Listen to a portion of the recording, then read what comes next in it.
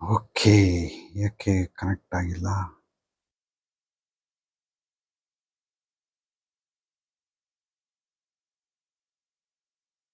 Just A minute. ಬಂದರು.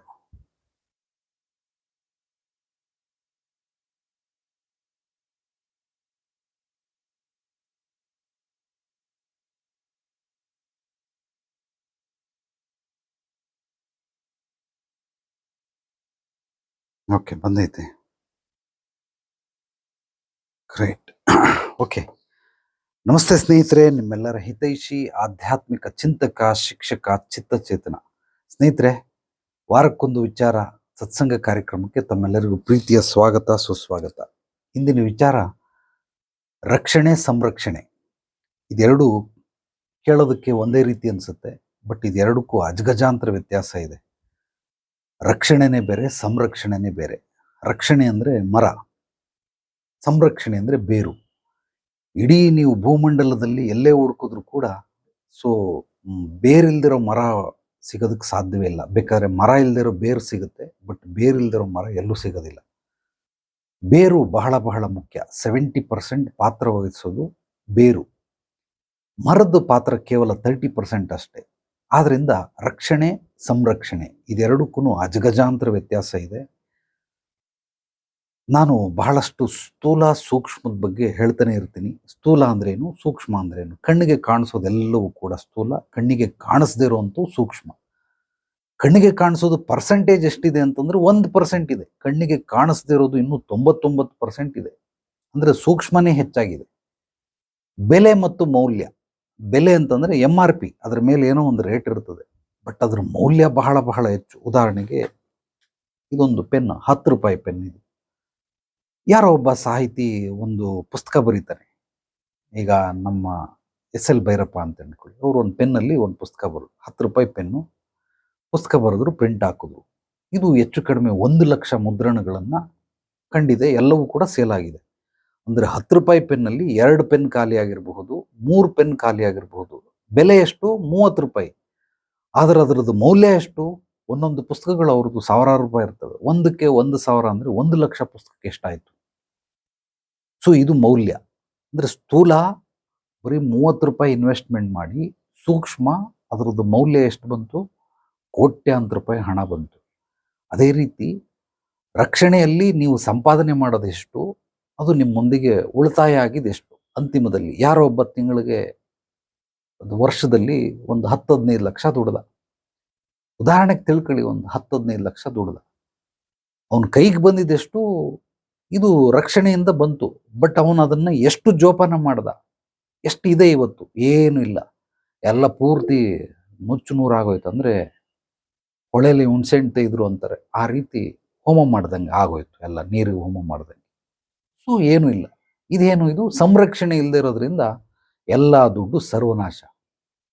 ಆದ್ರಿಂದ ರಕ್ಷಣೆ ಸಂರಕ್ಷಣೆ ಇದು ಬಹಳ ಬಹಳ ಮುಖ್ಯ. ಇಂದಿನ ವಿಚಾರ ಅದೇ ವಿಚಾರದ ಮೇಲೆ ಕೆಲವೊಂದು ಉದಾಹರಣೆಗಳನ್ನ ನಿಮಗೆ ನೋಡ್ತಾ, ನನ್ನ ಅನುಭವಗಳನ್ನು ಹಂಚಿಕೊಳ್ತಾ, ರಕ್ಷಣೆ ಸಂರಕ್ಷಣೆ ಈ ದಿನದ ಸತ್ಸಂಗ ಕಾರ್ಯಕ್ರಮದಲ್ಲಿ ನಿಮಗೆ ವಿವರವಾಗಿ ಸಂಕ್ಷಿಪ್ತವಾಗಿ ಉದಾಹರಣೆಯೊಂದಿಗೆ ತಿಳಿಸೋ ಪ್ರಯತ್ನ ಮಾಡ್ತೀನಿ. ಅರ್ಥ ಮಾಡ್ಕೊಳ್ಳೋ ಪ್ರಯತ್ನ ನೀವು ಮಾಡಿ. ಕೇಳಿಸ್ಕೊಬೇಡಿ, ಆಲಿಸಿ. ಕೇಳಿಸ್ಕೊಳ್ಳೋದು ಬೇರೆ, ಆಲಿಸೋದು ಬೇರೆ. ಅಗೈನ್, ಕೇಳಿಸ್ಕೊಳ್ಳೋದು ಅಂದರೆ ಅದು ರಕ್ಷಣೆ, ಆಲಿಸೋದು ಅಂದರೆ ಅದು ಸಂರಕ್ಷಣೆ. ಸೊ ಕೇಳಿಸ್ಕೊಳ್ಳೋದು ಅಂದರೆ ಸ್ಥೂಲ, ಆಲಿಸೋದು ಅಂದರೆ ಸೂಕ್ಷ್ಮ. ಆದ್ರಿಂದ ಆಲಿಸೋದಕ್ಕೆ ಪ್ರಯತ್ನ ಪಡಿ. ಪ್ರಪಂಚದಲ್ಲಿರೋ 2 ಬ್ರಹ್ಮವಿದ್ಯೆಗಳು, ಋಷಿವಿದ್ಯೆ, ಬ್ರಹ್ಮವಿದ್ಯೆ. ಅದೇನು ಅಂದರೆ ನಾನು ಏನು ಅನ್ನೋದನ್ನ ಎದುರುಗಡೆ ಇರೋರಿಗೆ ಅರ್ಥ ಮಾಡಿಸೋದು, ಇದು ಋಷಿವಿದ್ಯೆ. ಎದುರುಗಡೆ ಇರೋರು ಏನು ಅಂತ ನಾನು ಅರ್ಥ ಮಾಡ್ಕೊಳ್ಳೋದು, ಇದು ಬ್ರಹ್ಮವಿದ್ಯೆ. ಆದ್ರಿಂದ ಪ್ರತಿಯೊಂದು ಮನುಷ್ಯ ಎಲ್ಲವನ್ನ ಅರ್ಥ ಮಾಡ್ಕೊಳ್ತಾ ಇರಬೇಕು. ಅರ್ಥ ಮಾಡ್ಕೊಂಡ್ರೆ ಅವನಿಗೆಲ್ಲ ಅರಿವಿಗೆ ಬರ್ತಾ ಇರ್ತದೆ. ಅರ್ಥ ಮಾಡ್ಕೊಳ್ಳಿಲ್ಲ, ಅದು ಹೋಯ್ತು. ಅದು ಮುಂದಿನ ವಾರ ಒಂದು ಸಬ್ಜೆಕ್ಟಲ್ಲಿ ನಿಮಗೆ ಅರ್ಥ ಮಾಡ್ಕೊಳ್ಳೋದ್ರ ಬಗ್ಗೆ, ಹೇಗೆ ಅರ್ಥ ಮಾಡ್ಕೊಳ್ಬೇಕು ಅದನ್ನೆಲ್ಲ ತಿಳಿಸ್ಕೊಡ್ತೀನಿ. ಈ ವಾರ ರಕ್ಷಣೆ ಸಂರಕ್ಷಣೆ ಬಗ್ಗೆ ಮಾತಾಡೋಣ.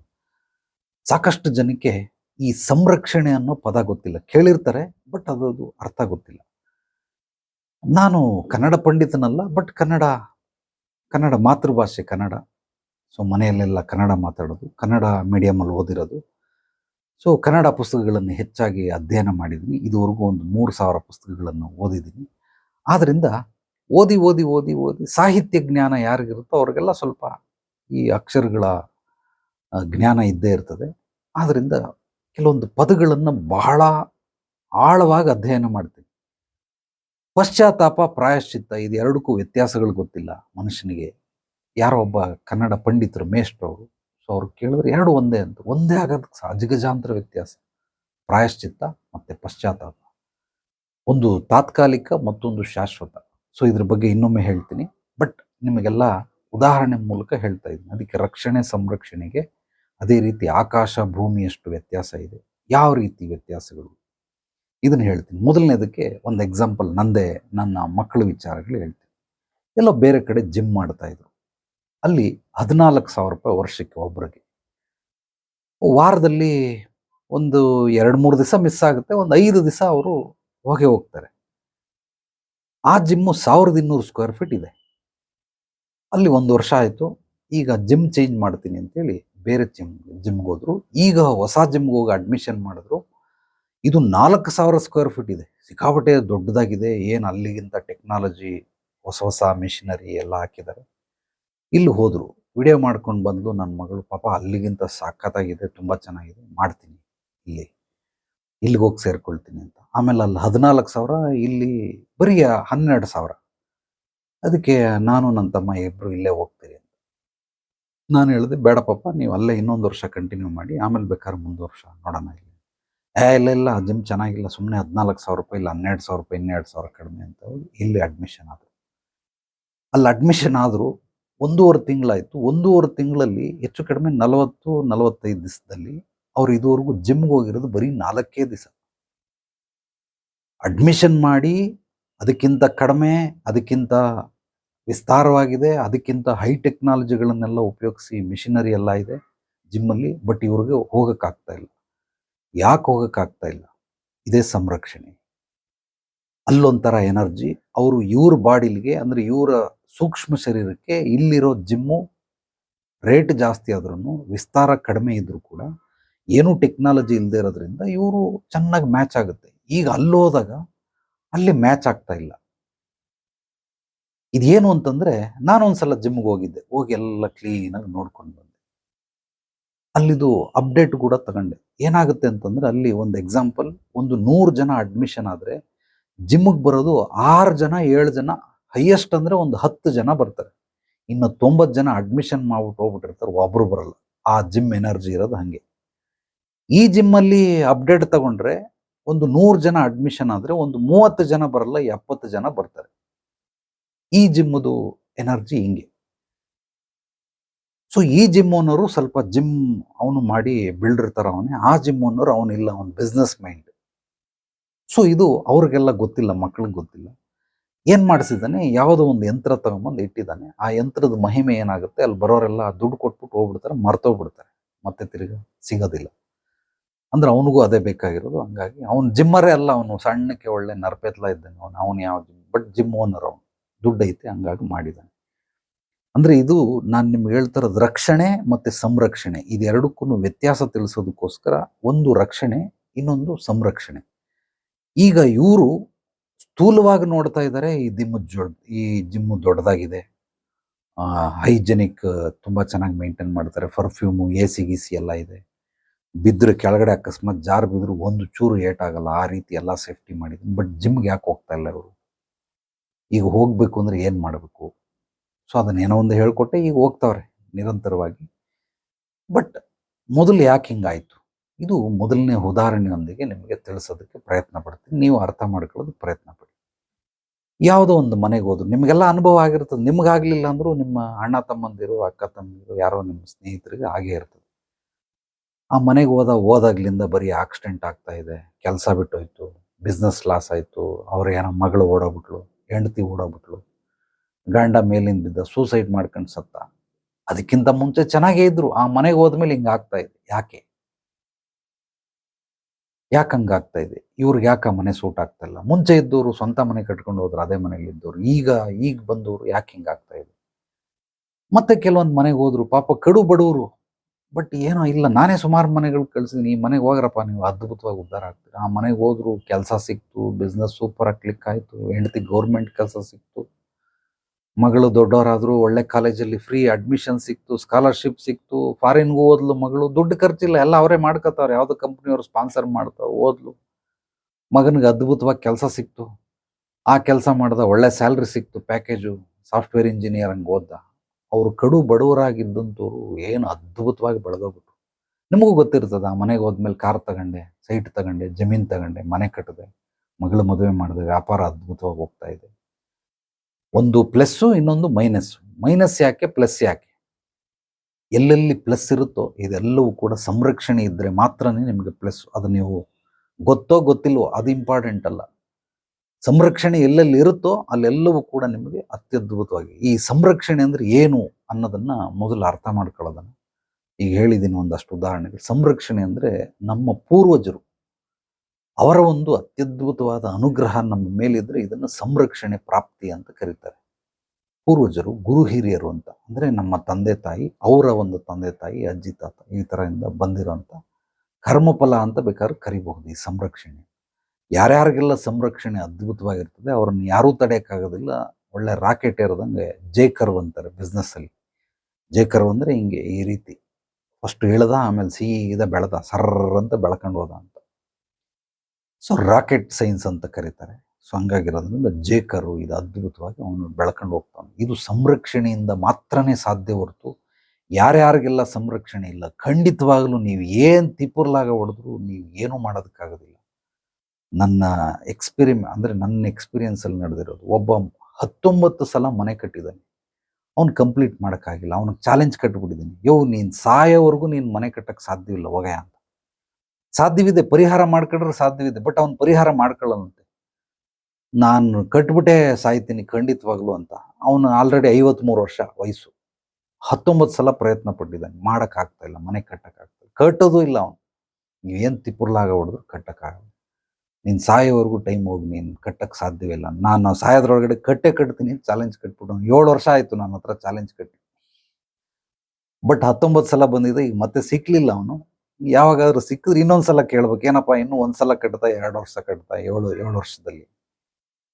ಸೊ ಇದೆಲ್ಲ ಯಾಕೆ ಅಂತಂದರೆ ಸಂರಕ್ಷಣೆ ಯಾರ್ಯಾರಿಗೆ ಗೊತ್ತು ಖಂಡಿತವಾಗ್ಲೂ ಇದನ್ನು ನಾವು ತಿಳ್ಕೊಳ್ತಾ ಇರಬೇಕು. ನಾವು ಸಂರಕ್ಷಣೆ ಏನು ಎತ್ತ ಅನ್ನೋದು ಯಾವಾಗ ನಮಗಿದು ಅರಿವಿಗೆ ಬರೋದಿಲ್ಲ, ನಮಗೆ ಬೆಳೆಯೋದಕ್ಕೆ ಸಾಧ್ಯವಾಗೋದಿಲ್ಲ. ಅಂದರೆ ಸ್ಥೂಲ ಸೂಕ್ಷ್ಮ. ಸ್ಥೂಲ ಅಂದರೆ ರಕ್ಷಣೆ, ಸೂಕ್ಷ್ಮ ಅಂದರೆ ಸಂರಕ್ಷಣೆ. ಉದಾಹರಣೆಗೆ ನಾವೆಲ್ಲ ಪ್ರತಿಯೊಬ್ಬರು ಮನೆ ಇದ್ದೇ ಇರುತ್ತೆ. ಎಲ್ರಿಗೂ ರಾತ್ರಿ ಆದಮೇಲೆ ಎಲ್ಲೋ ಕೆಲಸಕ್ಕೆ ಹೋಗ್ತೀರಿ, ಎಲ್ಲೋ ಬಿಸ್ನೆಸ್ ಮಾಡ್ತೀರಿ, ಏನೋ ಒಂದು ಸಂಪಾದನೆ ಮಾಡೋಕ್ಕೆ ಹೊರಗೆ ಹೋಗ್ತೀರಿ, ತಿರ್ಗಿ ಮನೆಗೆ ಬರ್ತೀರಿ, ಮಲ್ಕೋತೀರಿ. ಮನೆ ಅನ್ನೋದೇನು ನಮಗೆ ರಕ್ಷಣೆ ಕೊಡುತ್ತೆ. ಸೊ ನಾವು ಮಲ್ಕೊಳ್ಳೋದಕ್ಕೆ ಒಂದು ಸ್ಥಳ ಬೇಕು, ಹಂಗಾಗಿ ರಕ್ಷಣೆ. ಎಲ್ಲಿ ಮಲ್ಕೋತೀರಾ? ಮಂಚದ ಮೇಲೋ ಏನೋ ಒಂದು ಹಾಸಿಗೆ ಹಾಸ್ಕೊಂಡು ಮಲ್ಕೋದು, ಇದು ರಕ್ಷಣೆ.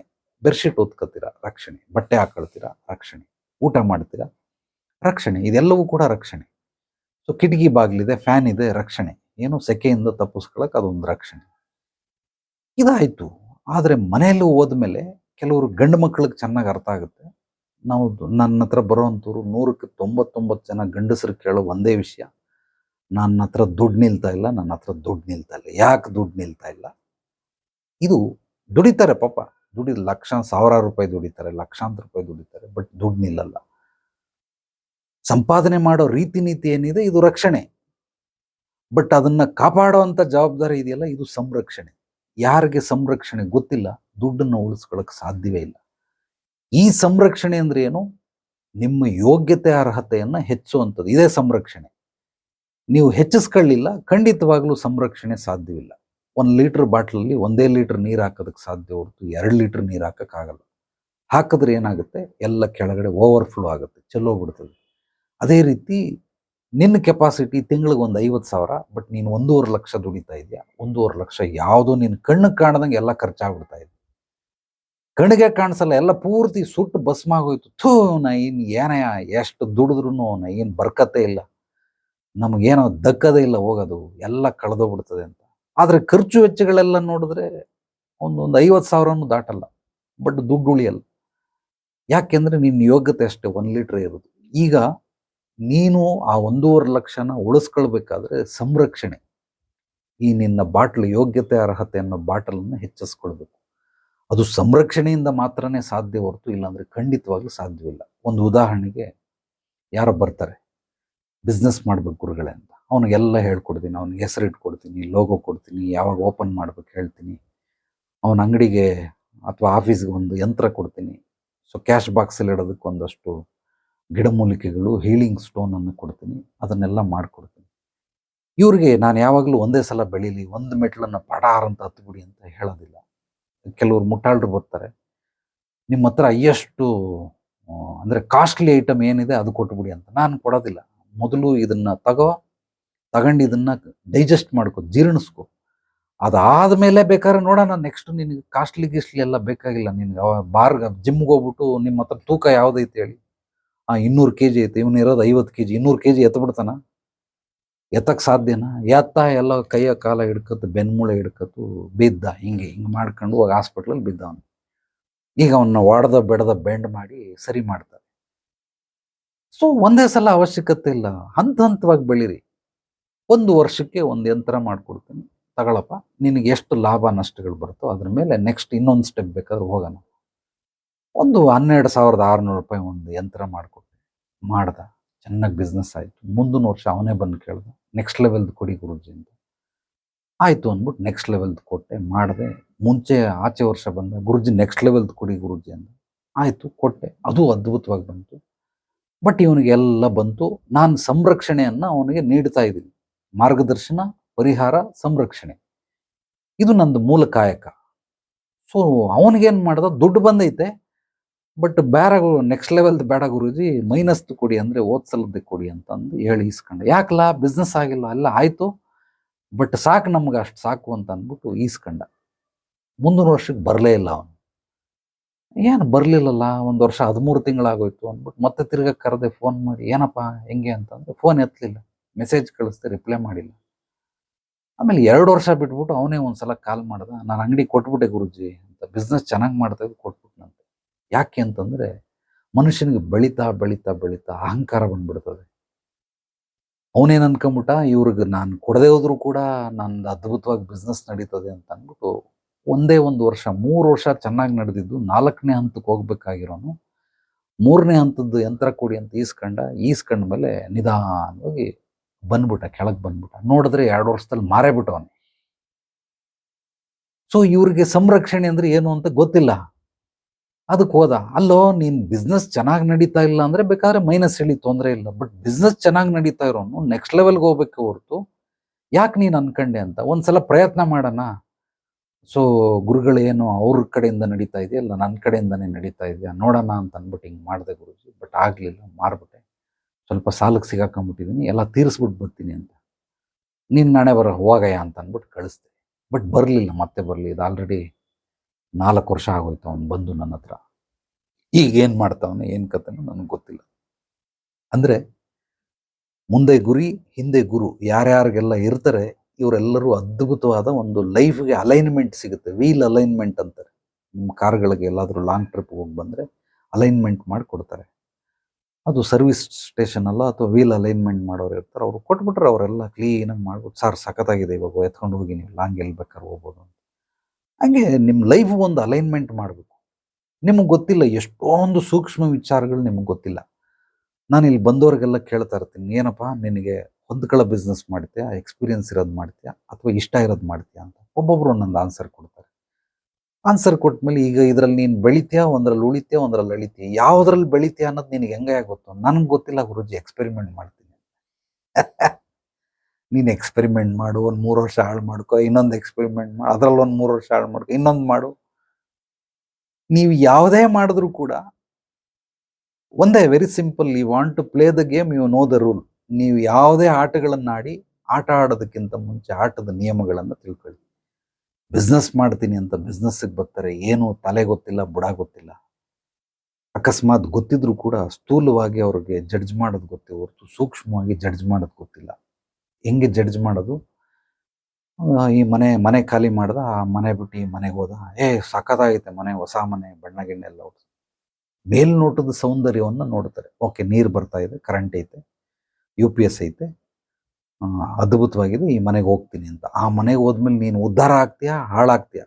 ಅಂದ್ರೆ ಬೆಳಿತೀಯಾ, ಉಳಿತೀಯಾ, ಅಳಿತೀಯಾ, ಇದು ಗೊತ್ತಿಲ್ಲ. ಇದು ಅವನ ಫೀಲ್ಡ್ ಅಲ್ಲ. ಇದು ಅವನಿಗೆ ಜಡ್ಜ್ ಮಾಡಕ್ಕೆ ಸಾಧ್ಯವೂ ಇಲ್ಲ. ಅವನೇನ್ ನೋಡ್ದ, ಹೊರಗಿನ ಸೌಂದರ್ಯ ನೋಡ್ದ. 25,000 ರೂಪಾಯಿ ಬಾಡಿಗೆ ಹೋದ. 25,000ಕ್ಕೆ ಹೋದ. ಹೊಸ ಮನೆ ಚೆನ್ನಾಗಿದೆ, ಹಂಗೆ ಹಿಂಗೆ ಅಂತ ಹೋಗಿ ಪಾಪ ಇರಬರ ಎಲ್ಲ ಕೆಲಸ ಕಳ್ಕೊಂಡ. ಹೆಂಡ್ತಿನೂ ಕೆಲ್ಸಕ್ಕೆ ಹೋಗ್ತಾ ಇದ್ಲು, ಅವಳದು ಏನೋ ಪ್ರಾಬ್ಲಮ್ ಆಯ್ತು. ಸೊ ಅದು ಬಿಟ್ಬಿಟ್ಟ. ಹೆಂಡ್ತಿನೂ ಬಿಟ್ಬಿಟ್ಲು. ಈಗ ಇಬ್ರು ಕೆಲಸ ಇಲ್ಲ. ಪಾಪ 1,00,000 ಸಂಬಳ ತಗೊಳ್ಳೋರು ಯಾವುದೋ ಎಮರ್ಜೆನ್ಸಿಗೆ ಅಂದ್ಬಿಟ್ಟು ಒಂದು 20,000-30,000 ರೂಪಾಯಿಗೆ ಸಂಬಳಕ್ಕೆ ಹೋಗ್ತಾವ್ರೆ. ಮನೆ ಹೆಂಗೋ ಜೀವನ ನಡಿಬೇಕಲ್ಲ ಅದಕ್ಕೆ. ಬಟ್ ಹೆಂಗೋ 1.5 ವರ್ಷ 2 ವರ್ಷ ರುಬ್ಬಿ ಕೊರಗಿ ಮರುಗಿ ಏನೋ ಮಾಡಿ ಕೊನೆಗೆ ಆ ಮನೆ ಖಾಲಿ ಮಾಡಿದ್ಮೇಲೆ ಅವ್ರಿಗೆ ಮತ್ತೆ ಮೊದಲಿನ ಸ್ಥಿತಿಗೆ ಬಂದ್ರೆ ಹೊರತು, ಆ ಮನೆಯಲ್ಲಿ ಈಗ ಸೌಂದರ್ಯ ನೋಡ್ಬಿಟ್ಟು ಹೋದ್ರಲ್ಲ, ಏನಾಯ್ತು ಅಲ್ಟಿಮೇಟ್ ಲೆವೆಲಲ್ಲಿ, ಫೈನಲ್ ಅಲ್ಲಿ ಏನಾಯ್ತು? ಆಯ್ತಾ ಇಲ್ವಾ? ಆಗ್ಲಿಲ್ಲ. ಸೊ ಇದೆಲ್ಲ ಏನು ಅಂತಂದ್ರೆ ಇವ್ರಿಗೆ ಸಂರಕ್ಷಣೆ ಅನ್ನೋದು ಗೊತ್ತಿಲ್ಲ. ಹೊರಗಿನ ಸೌಂದರ್ಯ ಅಂದ್ರೆ ಸ್ಥೂಲವಾಗಿ ಜಡ್ಜ್ ಮಾಡ್ತಾರೆ, ಹೋಗ್ತಾರೆ. ನಮ್ದೇನು ಕೆಲಸ ಅಂದ್ರೆ ಸ್ಯಾಟರ್ಡೆ ಸಂಡೇ ಅಪಾಯಿಂಟ್ಮೆಂಟ್ಗಳು ಇದ್ದೇ ಇರ್ತವೆ, ಯಾರೋ ಒಬ್ರು ಬಂದೇ ಬರ್ತಾರೆ. ಹಾಗಾಗಿ ವೀಕ್ ಡೇಸ್ ಅಲ್ಲಿ ಈ ತರ ಕರ್ಕೊಂಡು ಹೋಗ್ತಾರೆ. ಗುರುಗಳೇ, ನಾನು ಸೈಟ್ ತಗೊಳ್ತಾ ಇದ್ದೀನಿ, ಜಮೀನ್ ತಗೊಳ್ತಾ ಇದ್ದೀನಿ, ಒಂದು ಮನೆ ಬಾಡಿಗೆ ಹೋಗ್ತಾ ಇದ್ದೀನಿ, ಅಥವಾ ಸ್ವಂತ ಮನೆ ತಗೋತಾ ಇದ್ದೀನಿ, ಬಂದು ಒಂದ್ಸಲ ನೋಡ್ಬಿಡಿ ಅಂತ. ವಿಡಿಯೋ ಕಳಿಸ ಸಾಕು ನೋಡ್ತೀನಿ ಅಂತ ಹೇಳಿದ್ರೆ, ಇಲ್ಲ ನೀವೇ ಬನ್ನಿ ಅಂತ ಪಾಪ ಒಬ್ಬೊಬ್ರಿಗೆ ಏನೋ ಸಮಾಧಾನ ಇರಲ್ಲ. ಕರ್ಕೊಂಡು ಹೋಗ್ತಾರೆ, ನೋಡಿಸ್ತಾರೆ, ಕರ್ಕೊಂಬರ್ತಾರೆ. ಚೆನ್ನಾಯ್ತು, ಸೂಪರ್, ಬೆಳಿತೀಯ, ಅದ್ಭುತವಾಗಿ, ಎಕ್ಸ್ಟ್ರಾರ್ಡಿನರಿ ಮನೆ, ಒಳ್ಳೆ ಪಾಸಿಟಿವ್ ಎನರ್ಜಿ ವೈಬ್ರೇಷನ್. ನಾನು ವಾಸ್ತು ಗೀಸ್ತು ಎಲ್ಲ ನೋಡಲ್ಲ. ಮತ್ತೆ ಸುಮಾರು ಜನ ವಾಸ್ತು ನೋಡಿ ಗುರುಜಿ ಹೆಂಗೈತಿ ಈ ದಿಕ್ಕಲ್ಲಿ, ಇದು ಯಾವ ದಿಕ್ಕಲ್ಲಿ ಏನಿದ್ರೆ ಏನೇ, ಯಾವ ವಾಸ್ತು ಗೀಸ್ತು ಅವೆಲ್ಲ ಏನಿಲ್ಲ. ಪಾಸಿಟಿವ್ ಎನರ್ಜಿ, ಪಾಸಿಟಿವ್ ವೈಬ್ರೇಷನ್ ಅಷ್ಟೇ. ಅಲ್ಲಿ ಹೋದ್ಮೇಲೆ ನೀವು ಬೆಳಿತೀರಾ, ಉಳಿತೀರಾ, ಅಳಿತೀರಾ ಅಷ್ಟೇ. ಬೆಳಿಲಿಲ್ವಾ, ನೋ ಪ್ರಾಬ್ಲಮ್, ಅಟ್ಲೀಸ್ಟ್ ಉಳಿಯಕ್ಕಾದ್ರೂ ವ್ಯವಸ್ಥೆ ಮಾಡ್ಕೊಳ್ಬೇಕು. ಅಳಿಯಂಗಿದ್ರೆ ಏನಕ್ಕೆ ಹೋಗ್ಬೇಕು? ಸೊ ಹಂಗಿರೋದ್ರಿಂದ ಹಿಂಗೆ ಹೋಗ್ತೀನಿ, ಬರ್ತೀನಿ, ನೋಡ್ತೀನಿ. ಬಟ್ ಅದನ್ನ ನೀವು ಜಡ್ಜ್ ಮಾಡೋದು ಹೇಗೆ? ಸ್ಥೂಲವಾಗಿ ಮನೆಯೆಲ್ಲ ವ್ಯವಸ್ಥೆಗಳು ಚೆನ್ನಾಗಿದೆ, ಬಸ್ ಸ್ಟಾಪ್ ಪಕ್ಕದಲ್ಲೇ ಇದೆ, ಸೊ ನೀರ್ಗೀರೆಲ್ಲ ಬರ್ತದೆ, ಕರೆಂಟ್ ಇದೆ, ಎಲ್ಲ ಅದ್ಭುತವಾಗಿದೆ, ಸೆಕ್ಯೂರಿಟಿ ಇದ್ದಾನೆ, ಸೂಪರ್. ಇದೆಲ್ಲ ಇಷ್ಟು ಸಾಲದು, ಇದೆಲ್ಲ ರಕ್ಷಣೆ. ಬಟ್ ಸಂರಕ್ಷಣೆ ನಿಮ್ಗೆ ಗೊತ್ತಿಲ್ಲ. ಸಂರಕ್ಷಣೆ ಅನ್ನೋದು ಸೂಕ್ಷ್ಮ, ಅಂದ್ರೆ ಬೇರೆ ಯಾರಿಗೂ ಕಾಣಿಸೋದಿಲ್ಲ. ಬರೀ ಮರ ಮಾತ್ರ ಕಾಣಿಸ್ತದಷ್ಟೇ. ಓ ಚೆನ್ನಾಗೈತೆ ಹಣ್ಣು, ಹಾಗೆ ಹೀಗೆ ಅಂತ ಮೇಲೆ ರೂಪಕ್ಕೆ ನೋಡ್ತೀರಿ ಹೊರತು ಖಂಡಿತವಾಗ್ಲೂ ಆಗೋದಿಲ್ಲ. ಯಾವುದೋ ಒಂದು ಹೆಣ್ಣು ಮಗು ಕೆಲ್ಸಕ್ಕೆ ಹೋಗ್ತಾ ಇದ್ಲು. ಹೆಣ್ಮಗು ಅಲ್ಲ ಪಾಪ, ಗೃಹಿಣಿ, ಮದುವೆ ಆಗಿದೆ. ಗಂಡ ಆಕ್ಸಿಡೆಂಟಲ್ಲಿ ಸತ್ತೋಗ್ಬಿಟ್ಟ. 2 ಹೆಣ್ಣು ಮಕ್ಕಳಿದ್ದಾವೆ. ಇಲ್ಲೇ ಮಾನ್ಯತಾ ಟೆಕ್ ಪಾರ್ಕಲ್ಲಿ ಕೆಲಸ ಮಾಡ್ತಾ ಇದ್ಲು. ಏನೋ ಸ್ವಲ್ಪ ಅವ್ರಿಗೂ ಅವ್ರ ಮ್ಯಾನೇಜರ್ಗೆ ಏನೋ ಸ್ವಲ್ಪ ಕ್ಲಾಶ್ ಆಗಿ ಕೆಲಸ ಬಿಟ್ಬಿಟ್ಲು. ಕೆಲಸ ಬಿಟ್ಬಿಟ್ಟು ಗಂಡನೂ ಇಲ್ಲ. ಲವ್ ಮ್ಯಾರೇಜ್ ಆಗಿರೋದ್ರಿಂದ ತವ್ರ ಮನೆಯವರು ಅವಳನ್ನು ಅಕ್ಸೆಪ್ಟ್ ಮಾಡ್ತಾ ಇಲ್ಲ. 2 ಮಕ್ಕಳು ಬೇರೆ. 13 ತಿಂಗಳು ಕೆಲಸ ಸಿಕ್ಲಿಲ್ಲ ಪಾಪ ಆಕೆಗೆ. 13 ತಿಂಗಳು, ಏನೋ 1 ತಿಂಗಳು 2 ತಿಂಗಳು ಅಂದ್ರೆ ಇರೋ ಸೇವಿಂಗಲ್ಲಿ ಅಡ್ಜಸ್ಟ್ ಮಾಡ್ಬಿಡ್ಬೋದು. 13 ತಿಂಗಳು ಕೆಲಸ ಸಿಕ್ಕಿಲ್ಲ. ಒಂದು 7 ತಿಂಗಳವರೆಗೂ ನೋಡಿ ಯಾವುದೋ ಒಂದು ಟೆಂಪ್ರವರಿ ಕೆಲ್ಸಕ್ಕೆ ಹೋಗ್ತಾ ಇಲ್ಲ. ಅವಳಿಗೊಂದು 80,000 ರೂಪಾಯಿ ಸ್ಯಾಲ್ರಿ, ಒಂದು 30,000 ರೂಪಾಯಿ ಸ್ಯಾಲ್ರಿಗೆ ಹೋಗ್ತಾವಳೆ. ಮನೆ ನಡೆಸ್ಬೇಕು ಪಾಪ, ಏನ್ ಮಾಡೋಕ್ಕಾಗಲ್ಲ. ಆದ್ರಿಂದ ಕೆಲ್ಸಕ್ಕೆ ಹೋಗ್ತಾವಳೆ. ಆಮೇಲೆ ನನ್ನ ಹತ್ರ ಬಂದು ನಾನು ಕೆಲವೊಂದು ಕ್ರಿಯೆಗಳನ್ನು ಮಾಡಕ್ಕೆ ಹೇಳಿದೆ. ಅದಾದ್ಮೇಲೆ ಒಳ್ಳೆ ಪ್ಯಾಕೇಜಸ್ ಸಿಕ್ತು. 1,28,000 ಪ್ಯಾಕೇಜ್ ಸಿಕ್ತು.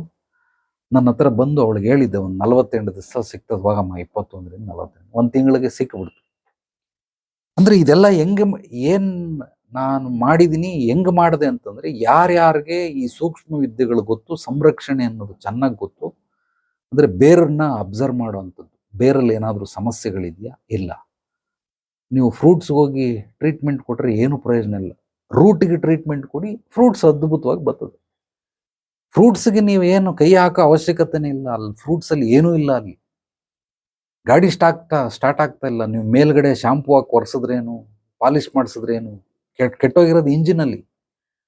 ಬೇರಂದ್ರೆ ಇಂಜಿನಲ್ಲಿ ಹೋಗಿ ಏನೋ ಹೆಚ್ಚು ಕಡಿಮೆ ಆಗಿರ್ತವೆ. ಕಾರ್ಬೆಟ್ರಲ್ಲಿ ಏನೋ ಪೆಟ್ರೋಲ್ ಹೋಗ್ತಾ ಇರಲ್ಲ, ಸೊ ಅದ್ರದ್ದು ಅದೇನೋ ಬರ್ತದೆ ತಿರುಗಿಸೋದು, ಅದಕ್ಕೆ ಅದು ಹೋಗ್ಬಿಟ್ಟಿರ್ತದೆ. ಸೊ ವೈರ್ ಕನೆಕ್ಟ್ ಆಗ್ತಾ ಇಲ್ಲ. ಇಂಜಿನಲ್ಲಿ ಪ್ರಾಬ್ಲಮ್ ಇದೆ, ಅದಕ್ಕೋಸ್ಕರ ಗಾಡಿ ಸ್ಟಾರ್ಟ್ ಆಗ್ತಾ ಇಲ್ಲ. ನೀವು ಮೇಲ್ಗಡೆ ಸ್ಟೇರಿಂಗ್ ನೋಡಿದ್ರೇನು, ಲೈಟ್ ತೆಗೆದು ನೋಡಿದ್ರೆ, ಬ್ಯಾನೆಟ್ ತೆಗೆದು, ನಿಮ್ಗೇನು ಗೊತ್ತಾಗುತ್ತೆ? ಜೀವನನೂ ಒಂದು ಕಾರ್ ಇದ್ದಂಗೆ, ಅದನ್ನೆಲ್ಲ ನೀವು ಅದ್ಭುತವಾಗಿ ಓಡಿಸೋದು ಕಲ್ತಿದ್ರೆ, ಬಟ್ ರಿಪೇರಿ ಮಾಡಕ್ ಬರೋದಿಲ್ಲ. ನಾನು ಮೆಕ್ಯಾನಿಕ್, ಇದೇ ವರ್ಕ್ಶಾಪ್, ಇದೇ ಗ್ಯಾರೇಜ್. ಅಂದ್ರೆ ಕಾರ್ ಗ್ಯಾರೇಜ್ ಅಲ್ಲ, ಲೈಫ್ ಗ್ಯಾರೇಜ್. ಲೈಫ್ ಗ್ಯಾರೇಜ್ ಅನ್ನೋದು ನಿಮ್ಗೆ ಅರ್ಥ ಆಗಲಿಲ್ಲ. ನಮ್ಮ ಮೈಂಡ್ ಗ್ಯಾರೇಜ್. ಇದೆಲ್ಲ ನಾನು ಮಾಡ್ತಾ ಇರೋದು, ನಮ್ಮ ಆಫೀಸ್ ಏನು ಮೈಂಡ್ ಗ್ಯಾರೇಜ್. ಸೊ ಸಬ್ ಕಾನ್ಷಿಯಸ್ ಮೈಂಡ್ ಲೆವೆಲಲ್ಲಿ ರಿಪೇರಿಗಳಿರ್ತವೆ. ಕಾನ್ಷಿಯಸ್ ಮೈಂಡ್ಗೆ ರಿಪೇರಿ ಮಾಡೋಕ್ಕಾಗಲ್ಲ, ಖಂಡಿತವಾಗ್ಲೂ ಹೇಳ್ತಾ ಇದೀನಿ. ಯಾವುದೇ ವ್ಯಕ್ತಿಯ ಜಾಗೃತ ಮನಸ್ಸನ್ನ ರಿಪೇರಿ ಮಾಡೋದಕ್ಕೆ ಸಾಧ್ಯವೇ ಇಲ್ಲ. ಅದು ಮೇಲ್ಪಾದ್ರ, ಕಾರಿನ ಒಂದು ಹೊರಭಾಗ, ಹೊರಹೊಲೆಯ. ಸಬ್ಕಾನ್ಷಿಯಸ್ ಮೈಂಡ್ ಇಂಜಿನು, ಇದು ಒಳಭಾಗದ್ದು. ನಿಮಗೇನಾದರೂ ರಿಪೇರಿ ಮಾಡಬೇಕಾದ್ರೆ ಇಂಜಿನ್ನ ಬಿಚ್ಚಿ ನೋಡಬೇಕಾಗುತ್ತೆ, ಸರ್ವಿಸ್ ಮಾಡಬೇಕಾಗುತ್ತೆ. ನೀವು ಮೇಲ್ಗಡೆ ಎಷ್ಟೇ ಅದ್ಭುತವಾಗಿ ಪಾಲಿಷ್ ಮಾಡಿ ಒಳ್ಳೆ ಪಳ ಪಳ ಪಳ ಅಂತ ಹೊಳೆಯಂಗೆ ಮಾಡಿದ್ರು ಕೂಡ ಕಾರ್ ಕೀ ಹಾಕಿದಾಗ ಸ್ಟಾರ್ಟ್ ಆಗಲಿಲ್ಲ ಅಂತಂದರೆ ಎಷ್ಟು ಪಳ ಪಳ ಹೊಳೆದ್ರೆ ಏನು ಪ್ರಯೋಜನ. ಹಾಗಾಗಿ ಜಾಗೃತ ಮನಸ್ಸಿಗೆ ಇಲ್ಲಿ ಏನು ಟ್ರೀಟ್ಮೆಂಟ್ ಇಲ್ಲವೇ ಇಲ್ಲ. ಸೀದಾ ಸಬ್ಕಾನ್ಷಿಯಸ್ ಮೈಂಡ್ ಇಂಜಿನ್ಗೆ ಹೋಗಿ ಕೆಲಸ ಟ್ರೀಟ್ಮೆಂಟ್ ಮಾಡಿದ್ರೆ ಅದ್ಭುತವಾಗಿ ಬರ್ತದೆ. ಇದೇ ಸಂರಕ್ಷಣೆ. ಆದ್ದರಿಂದ ಎಲ್ಲಿ ಎನರ್ಜಿ ಇದೆ, ಎಲ್ಲಿ ಎನರ್ಜಿ ಇಲ್ಲ, ಅಂದರೆ ಪಾಸಿಟಿವ್ ಎನರ್ಜಿ, ಪಾಸಿಟಿವ್ ವೈಬ್ರೇಷನ್, ಒಂದು ಸಣ್ಣ ಸಣ್ಣ ತಿದ್ದುಪಡಿಗಳು. ಕೆಲವೊಂದನ್ನು ನಾನು ಯಾವುದೇ ನನ್ನ ಸೂಕ್ಷ್ಮ ವಿದ್ಯೆಗಳನ್ನು ಉಪಯೋಗಿಸೋದಿಲ್ಲ. ಲಾಜಿಕಲಿ ಅವರು ಸಮಸ್ಯೆಗಳನ್ನು ಬಗೆಹರಿಸ್ಬಿಟ್ಟಿರ್ತೀನಿ. ಸುಮ್ಮನೆ ಲಾಜಿಕಲಿ. ಯಾರೋ ಒಬ್ರು ಗಂಡ ಹೆಂಡತಿ ಸ್ವಂತ ಮನೆ ಕಟ್ಕೊಂಡು ಹೋಗೋರೆ, ಹೋದಾಗಿಂದ ಆ ಅಮ್ಮನಿಗೆ ಮೈಗ್ರೇನ್, ಒಂದು ಸೈಡ್ ಪೂರ್ತಿ ತಲೆನೋವು, ಪಾಪ ಸಿಕ್ಕಾಬಟ್ಟೆ ಹೊತ್ತಲೆನೋವು. ಅವರು ಏನೋ ಮಾತ್ರೆ ಅವು ಇವು ಎಲ್ಲ ತಿಂದರು, MRI ಸ್ಕ್ಯಾನ್ ಮಾಡಿಸಿದ್ರು, ಏನೂ ಇಲ್ಲ. ಅವರು ಇಲ್ಲಪ್ಪ ಏನೋ ಸ್ವಲ್ಪ ಅಮ್ಮನಿಗೆ ಅದೇನದು ಬ್ರೈನ್ ಟ್ಯೂಮರ್ ಬರೋ ಥರ ಕಾಣಿಸ್ತಾ ಇದೆ, ಇನ್ನೊಂದು ಸಲ ಚೆಕ್ ಮಾಡಿಸ್ತೀರಿ, ಹಾಗೆ ಹೀಗೆ ಏನೋ ಟ್ರೀಟ್ಮೆಂಟ್ ಕೊಡ್ಬೇಕು ಅಂತ ಎದುರಿಸ್ಬಿಟ್ಟವ್ರು. ಆ ಅಮ್ಮನೂ ಫುಲ್ ಹೆದರ್ಕೊಂಬಿಟ್ಟವ್ರು. ಇಬ್ಬರು ರಿಟೈರ್ಡ್ ಆಗ್ಬಿಟ್ಟವ್ರು, ಇಬ್ಬರು ಟೀಚರೇ, ಪ್ರಿನ್ಸಿಪಾಲ್, ಒಬ್ರು ಗೌರ್ಮೆಂಟು, ಒಬ್ರು ಪ್ರೈವೇಟ್. ಸೊ ಒಂದ್ಸಲ ಇಲ್ಲೇ ಹರಿಶ್ಚಂದ್ರ ಘಾಟ್ ಹತ್ರ ಇರೋದು, ಹೋಗಿ ನೋಡಿದ್ರೆ ಹೊಸ ಮನೆ ಕಟ್ಕೊಂಡವ್ರೆ. ಮೇಲ್ಗಡೆ ಅವ್ರದ್ದು ಗಂಡ ಹೆಂಡತಿ ಇರೋಕ್ಕೆ ಒಂದು ರೂಮ್ಗೆ ಎಲ್ಲ ಯಾರೋ ಹೇಳಿದ್ರು ಅಂದ್ಬಿಟ್ಟು ಬಣ್ಣದ್ದು, ಒಂದು ಕಡೆ orange, purple colour, green colour, blue colour, ಯಾವುದಾದೋ ಕಲರ್ಗಳು, ಸ್ಕ್ರೀನ್ ವಿಚಿತ್ರವಾಗಿರೋ ಕಲರು. ನಾನು ಆ ಅಮ್ಮನಿಗೆ ಬಂದೆ, ಕೌನ್ಸ್ಲಿಂಗ್ ಮಾಡಿದೆ, ಹೀಲಿಂಗ್ ಮಾಡಿದೆ, ಏನು ಪ್ರಯೋಜನ ಆಗಲಿಲ್ಲ. ಸರಿ ಇವರಿರೋ ಮನೆ ಒಂದ್ಸಲ ನೋಡ್ಬಿಡೋಣ ಅಂತ ಅಂದ್ಬಿಟ್ಟು ಮನೆಗೆ ಹೋದರೆ ಎಲ್ಲ ಹಿಂಗೆಲ್ಲ ಹಾಕೊಂಬಿಟ್ಟವ್ರು. ಮ್ಯಾಟು ಯೆಲ್ಲೋ ಕಲರು ಮತ್ತು ಬ್ಲ್ಯಾಕ್ ಕಲರು, ಈಗ ಹಿಂಗೆ ಸ್ಕ್ವಯರ್ ಆಗಿರೋದಕ್ಕೆ ಸ್ಟ್ರೈಪ್ಸ್, ಕ್ರಾಸ್ ಸ್ಟ್ರೈಪ್ಸ್, 45 ಡಿಗ್ರಿಲಿ ಕ್ರಾಸ್ ಸ್ಟ್ರೈಪ್, ಯೆಲ್ಲೋ ಮತ್ತು ಬ್ಲ್ಯಾಕ್ ಕಲರ್. ಹೆಂಡತಿಗೆ ಬೆಳಕಬೇಕು, ಗಂಡನಿಗೆ ಕತ್ಲಬೇಕು. ಆ ಸ್ಕ್ರೀನ್ನ ಒಂದು ಸ್ವಲ್ಪ ತೆಗೆದುಬಿಟ್ರೆ ಇಬ್ರಿಗೂ ಜಗಳ, ನೀನು ಸ್ಕ್ರೀನ್ ಹಾಕು ಅಂತ. ಎಲ್ಲ ಹಾಕಲ್ಲ ಅಂತ. ಈ ಅಮ್ಮನಿಗೆ ಬೆಳಕಬೇಕು, ತೆಗಿತಾಳೆ, ಅವನ ಗಂಡಂಗೆ ಕತ್ಲಬೇಕು, ಅವನು ಹಾಕ್ತಾನೆ. ಬಟ್ ಇಬ್ರಿಗೂ ಬೇಡ, ಒಂದು ಅರ್ಧ ಮಾಡೋಣ ಅಂತ ಅಂದ್ಬಿಟ್ಟು ಅರ್ಧ. ಅವ್ರು ಇರೋ ದಿಕ್ಕಲ್ಲಿ ಏನಾಗಿದೆ, ಎಲ್ಲಿ ಬೆಳಕು ಬೀಳ್ತಾ ಇದೆ ಅಲ್ಲಿ ಆರೋಗ್ಯವಾಗಿದೆ, ಎಲ್ಲಿ ಕತ್ಲಿದೆ ಅದು ಕಲ್ಲರ್ಗಳು ಅವ್ರಿಗೆ ಎಫೆಕ್ಟ್ ಮಾಡ್ತಾ ಇದೆ. ಹೋಗಿದ ತಕ್ಷಣ ನಿಮ್ಗೆ ಏನೂ ಸಮಸ್ಯೆ ಇಲ್ಲ, ಅವ್ರಿಗೇನೋ ಯಾರೋ ಏನೋ ಬ್ಲ್ಯಾಕ್ ಮ್ಯಾಜಿಕ್ ಮಾಡಿಸ್ಬಿಟ್ಟವ್ರೆ, ನಮಗೆ ದೃಷ್ಟಿ ಆಗ್ಬಿಟ್ಟೈತೆ, ಸೊ ಮನೆ ಕಟ್ಬಿಟ್ರಿ ಹಾಗೆ ಹೀಗೆ ಅಂತ ಏನೇನೋ ಇರ್ತಾರೆ ಅಕ್ಕಪಕ್ಕದಲ್ಲಿರೋರು, ರಿಲೇಷನ್, ಇವರೆಲ್ಲ ತಲೆ ತಿಂದು ಅವ್ರಿಗೆ ಏನೇನೋ ಮಾಡ್ಬಿಟ್ಟವ್ರು. ಇದೆಲ್ಲ ಏನೂ ಇಲ್ಲ, ಇದನ್ನು ಚೇಂಜ್ ಮಾಡಿ. ಏನು ಮಾಡಬೇಕು? ಪೇಂಟ್ರು ಬಂದ, ನಾನೇ ಎಲ್ಲ ಹೇಳ್ಬಿಟ್ಟು ಎಲ್ಲ ಪೂರ್ತಿ colour single colour, of white. ನೀವು ಫಾರಿನ್ನಲ್ಲಿ ನೋಡ್ಬಿಡಿ, ಯಾರು ಆ ಥರ ಬಣ್ಣದ ಕಲರ್ಗಳು ನೋಡ್ಸಲ್ಲ.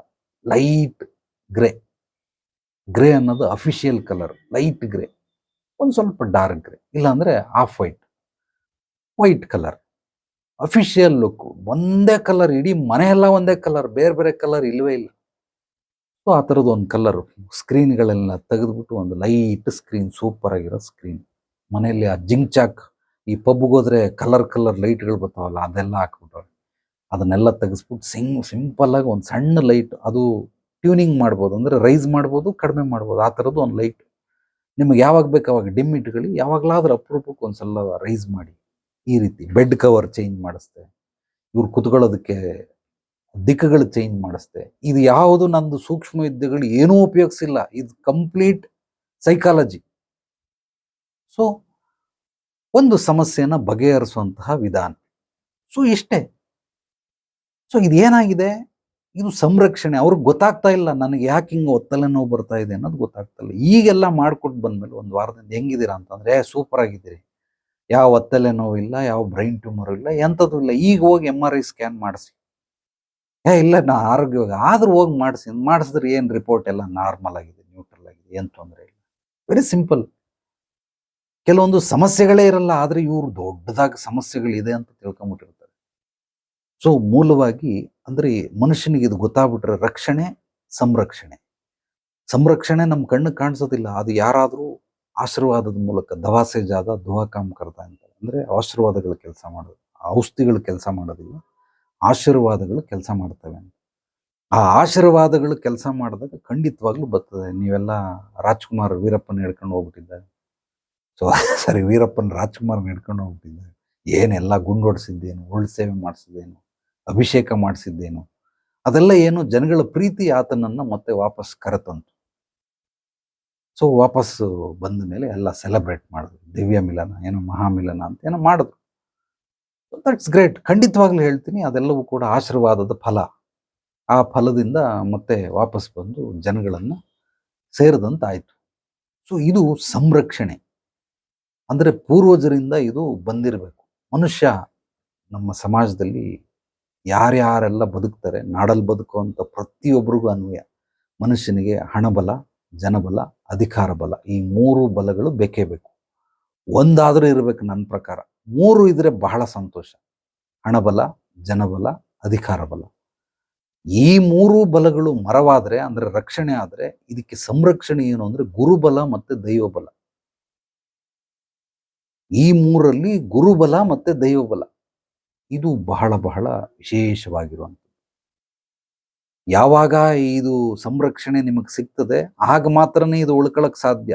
ಇದಿಲ್ಲ, ಗುರುಬಲನೂ ಇಲ್ಲ, ದೈವಬಲನೂ ಇಲ್ಲ, ಎರಡರಲ್ಲೂ ಒಂದೂ ಇಲ್ಲ ಅಥವಾ ಎರಡೂ ಇಲ್ಲ, ಖಂಡಿತವಾಗ್ಲೂ ನಿಮ್ಮ ಸಾಮ್ರಾಜ್ಯ ಬಿದ್ದೋಗುತ್ತೆ. ಎರಡರಲ್ಲೂ ಒಂದಿಲ್ಲ ಅಂದ್ರೆ ಒಂದು ಸ್ವಲ್ಪ ದಿವಸ ನಿಂತ್ಕೊಂಡಿರ್ತದೆ, ಆಮೇಲೆ ದವಾಕತ್ತದೆ. ಎರಡೂ ಇಲ್ಲ ಅಂತ ಅನ್ಕೊಳ್ಳಿ, ಅದು ನಿಲ್ಲೋದಕ್ಕೆ ಸಾಧ್ಯವಿಲ್ಲ. ಗಾಳಿ ಗೋಪುರ ಯಾವತ್ತು ಉದುರೋಗುತ್ತೋ, ಹೆಂಗ್ ಉದುರೋಗುತ್ತೋ, ಯಾರು ಬಂದು ಉದುರಿಸ್ಬಿಡ್ತಾರೋ ಖಂಡಿತವಾಗಿ ಗೊತ್ತಿಲ್ಲ, ಉದುರೋಗ್ಬಿಟ್ಟ. ಸೊ ಕೆಲವರೆಲ್ಲ ನೋಡ್ತೀರ ಸಿನಿಮಾ ನಟರು ಯಾರ್ಯಾರು ಏನೇನಾದ್ರು, ಹೆಂಗಾದ್ರು, ಏನಾದ್ರು ಅಂತ. ಯಾಕೆಂದ್ರೆ ಒಂದೊಂದು ದೈವ ಬಲ ಇರಲ್ಲ, ಒಂದೊಂದು ಗುರುಬಲ ಇರಲ್ಲ. ಒಂದಷ್ಟು ದಿವಸ ಎಗರ್ಲಾಡ್ತಾರೆ, ಆಮೇಲೆ ದವಾಕತ್ತಾರೆ. ಸೊ ಮುಗಿದೋಯ್ತು. ಆದ್ರಿಂದ ಈ 3 ಬಲಗಳು ಮನುಷ್ಯನಿಗೆ ಬೇಕಾದ್ರೆ ಹಣಬಲ, ಜನಬಲ, ಅಧಿಕಾರ ಬಲ, ಗುರುಬಲ, ದೈವಬಲ ಬೇಕೇ ಬೇಕು. ಇದು ಸಂರಕ್ಷಣೆ ಅಂತ ಕರೀತಾರೆ. ಈ ಸಂರಕ್ಷಣೆಯನ್ನ ನೀವು ತಿಳ್ಕೊಳ್ಳಿಲ್ಲ ಅಂತಂದ್ರೆ ಬಹಳ ಬಹಳ ಕಷ್ಟ. ಯಾವುದೇ ನಮ್ಮ ಭಾರತದಲ್ಲಿ ವಾಸ ಮಾಡುವಂತಹ ಶ್ರೀಮಂತ ವ್ಯಕ್ತಿಗಳು ಪಟ್ಟಿಯಲ್ಲಿರೋರು 3 ಬಹಳ ಬಹಳ ಫುಲ್ ಫೇಮಸ್, ಅಂದ್ರೆ ಅದಕ್ಕೆ ಫೇಲ್ಯೂರೇ ಇಲ್ಲ. ಹೋಗಿ ಮುಟ್ಟಿದ್ದೆಲ್ಲ ಚಿನ್ನ. ಯಾವುದು ಅಂದ್ರೆ ಸಿನಿಮಾ ರಂಗ. ಅದ್ಭುತವಾದ ದುಡ್ಡು. ನಾನು ಒಬ್ಬರ ಬಗ್ಗೆ, ಒಬ್ಬ ಡೈರೆಕ್ಟರ್, ಒಬ್ಬ ನಟನ ಬಗ್ಗೆ, ನಟಿ ಬಗ್ಗೆ ಮಾತಾಡ್ತಾ ಇಲ್ಲ. ಓವರ್ ಆಲ್ ಸಿನಿಮಾ ರಂಗ ಎಕ್ಸ್ಟ್ರಾರ್ಡಿನರಿ, ಬೇಜಾನ್ ದುಡ್ಡು. ರಾಜಕೀಯ, ಒಂದು ಸ್ಪೋರ್ಟ್ಸ್ ಮ್ಯಾನ್ಗಳು, ಈ 3 ರಂಗಗಳಿದೆಯಲ್ಲ, ಬಿಸ್ನೆಸ್ಗಿಂತನೂ 10 ಪಟ್ಟು 20 ಪಟ್ಟು ದುಡಿತವೆ ಇದರಲ್ಲಿ. ಬಿಸ್ನೆಸ್ ಮ್ಯಾನ್ ಪಾಪ ಅಷ್ಟು ದುಡಿಯೋಕ್ಕಾಗಲ್ಲ. ಈ 3 ರಂಗಗಳು ಬ್ರಹ್ಮರಾಕ್ಷಸದ ರೂಪದಲ್ಲಿ ಮನುಷ್ಯನನ್ನ ಆಳ್ತಾವೆ, ಈ 3 ರಂಗ. ಸೊ ಯಾವ್ದ್ಯಾವುದು ಮತ್ತೆ ಹೇಳ್ತೀನಿ. ಸಿನಿಮಾ ರಂಗ, ರಾಜಕೀಯ ರಂಗ ಮತ್ತೆ ಕ್ರೀಡಾ ರಂಗ. ಏನ್ ದುಡ್ಡು ದುಡ್ಡು ದುಡ್ಡು, ಬೇಜಾನ್ ಸುರಿತಾರೆ, ಬೇಜಾನ್ ಎತ್ಕೊಳ್ತಾರೆ. ಎಲ್ಲಾ ಲಕ್ಷಾಧೀಶ್ವರ, ಎಲ್ಲಾ ಕೋಟೆ. ಲಕ್ಷಾಧೀಶ್ವರ ಯಾರಿಲ್ಲ ಇವಾಗ, ಎಲ್ಲ ಕೋಟ್ಯಾಧೀಶ್ವರ. ಲಕ್ಷಗಳಿಗೆ ಬೆಲೆ ಇಲ್ಲ, ಅದೆಲ್ಲ 1000 ರೂಪಾಯಿ ಲೆಕ್ಕದಲ್ಲಿ. ಎಲ್ಲ ಕೋಟಿಗಳ ಬಗ್ಗೆ ಮಾತಾಡ್ತಾರೆ. ಕೋಟಿಗಳು. ಎಲ್ಲಾ ಶ್ರೀಮಂತರು ಕೂಡ ಅವರು ದುಡಿಯುವಂತ ದುಡ್ಡಲ್ಲಿ 60-40% ಅಷ್ಟು ಸಂರಕ್ಷಣೆಗೆ ಖರ್ಚು ಮಾಡ್ತಾರೆ. ಆದ್ರಿಂದ ಅವರು ಶ್ರೀಮಂತರಾಗಿದ್ದಾರೆ. ಈ 3 ರಂಗದಲ್ಲಿರೋರ್ಗೂ ಹೇಳ್ತಾ ಇದ್ದೀನಿ, ಸಿನಿಮಾ ರಂಗದಲ್ಲಾಗಿರಬಹುದು, ರಾಜಕೀಯ ರಂಗದಲ್ಲ, ಕ್ರೀಡಾ ರಂಗದಲ್ಲ, ಇವರು ಅಷ್ಟೇ ಸಂರಕ್ಷಣೆಗೆ ಇದು ಗೋಲ್ಡನ್ ರೇಷಿಯೋ ಅಂತಾರೆ. 6.8 ಅಂದ್ರೆ 62%. ನೀನು ದುಡ್ದಿದ್ಯಾ ತಿನ್ನು, ಇನ್ನು 38% ನೀನು ಖರ್ಚು ಮಾಡಲೇಬೇಕು. ಇಷ್ಟು ಖರ್ಚು ಮಾಡಿದ್ರೆ ಮಾತ್ರನೇ ನೀನು ಇಷ್ಟನ್ನ ಉಳಿಸ್ಕೊಳಕ್ ಸಾಧ್ಯ, ಇಲ್ಲ ಅಂದ್ರೆ ಉಳಿಸ್ಕೊಳ್ಳಲ್ಲ.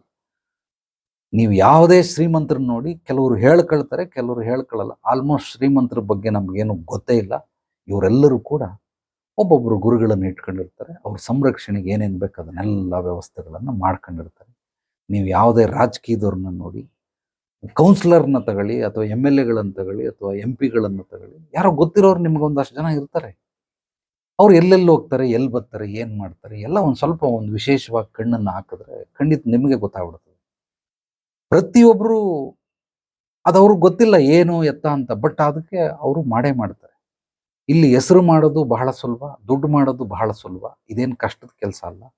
ಆದರೆ ಗಳಿಸಿರೋ ಹೆಸರನ್ನ ಉಳಿಸ್ಕೊಳ್ಳೋದಿದೆಯಲ್ಲ, ಇದು ಬಹಳ ಬಹಳ ಕಷ್ಟ. ಒಂದ್ಸಲ ಇಲ್ಲಿ ಬಂದ್ಬಿಟ್ಟಿದ್ದೀರಾ, ಬಿಸಿ ತುಪ್ಪ ನುಂಗಕ್ಕಾಗಲ್ಲ, ಹೊಗಳಕ್ಕಾಗಲ್ಲ, ಕೆಳಗಡೆ ಇವಾಗ ಇಳಿಯಕ್ಕಾಗಲ್ಲ. ಬಂದ್ಬಿಟ್ಟವ್ರ ಮೇಲೆ ಸೆಲೆಬ್ರಿಟಿ ಆಗ್ಬಿಟ್ಟವ್ರೆ. ಪೂರ್ತಿ ಸೆಲೆಬ್ರಿಟಿ ಆಗ್ಲಿಲ್ಲ, ಎಲ್ಲೋ ಇಲ್ಲಿ ಬಂದ್ಬಿಟ್ಟವ್ರೆ. ಬಟ್ ಕೆಳಗಿಳಿಯಕ್ಕಾಗಲ್ಲ, ಮೇಲೂ ಹೋಗಕ್ಕಾಗ್ತಾ ಇಲ್ಲ.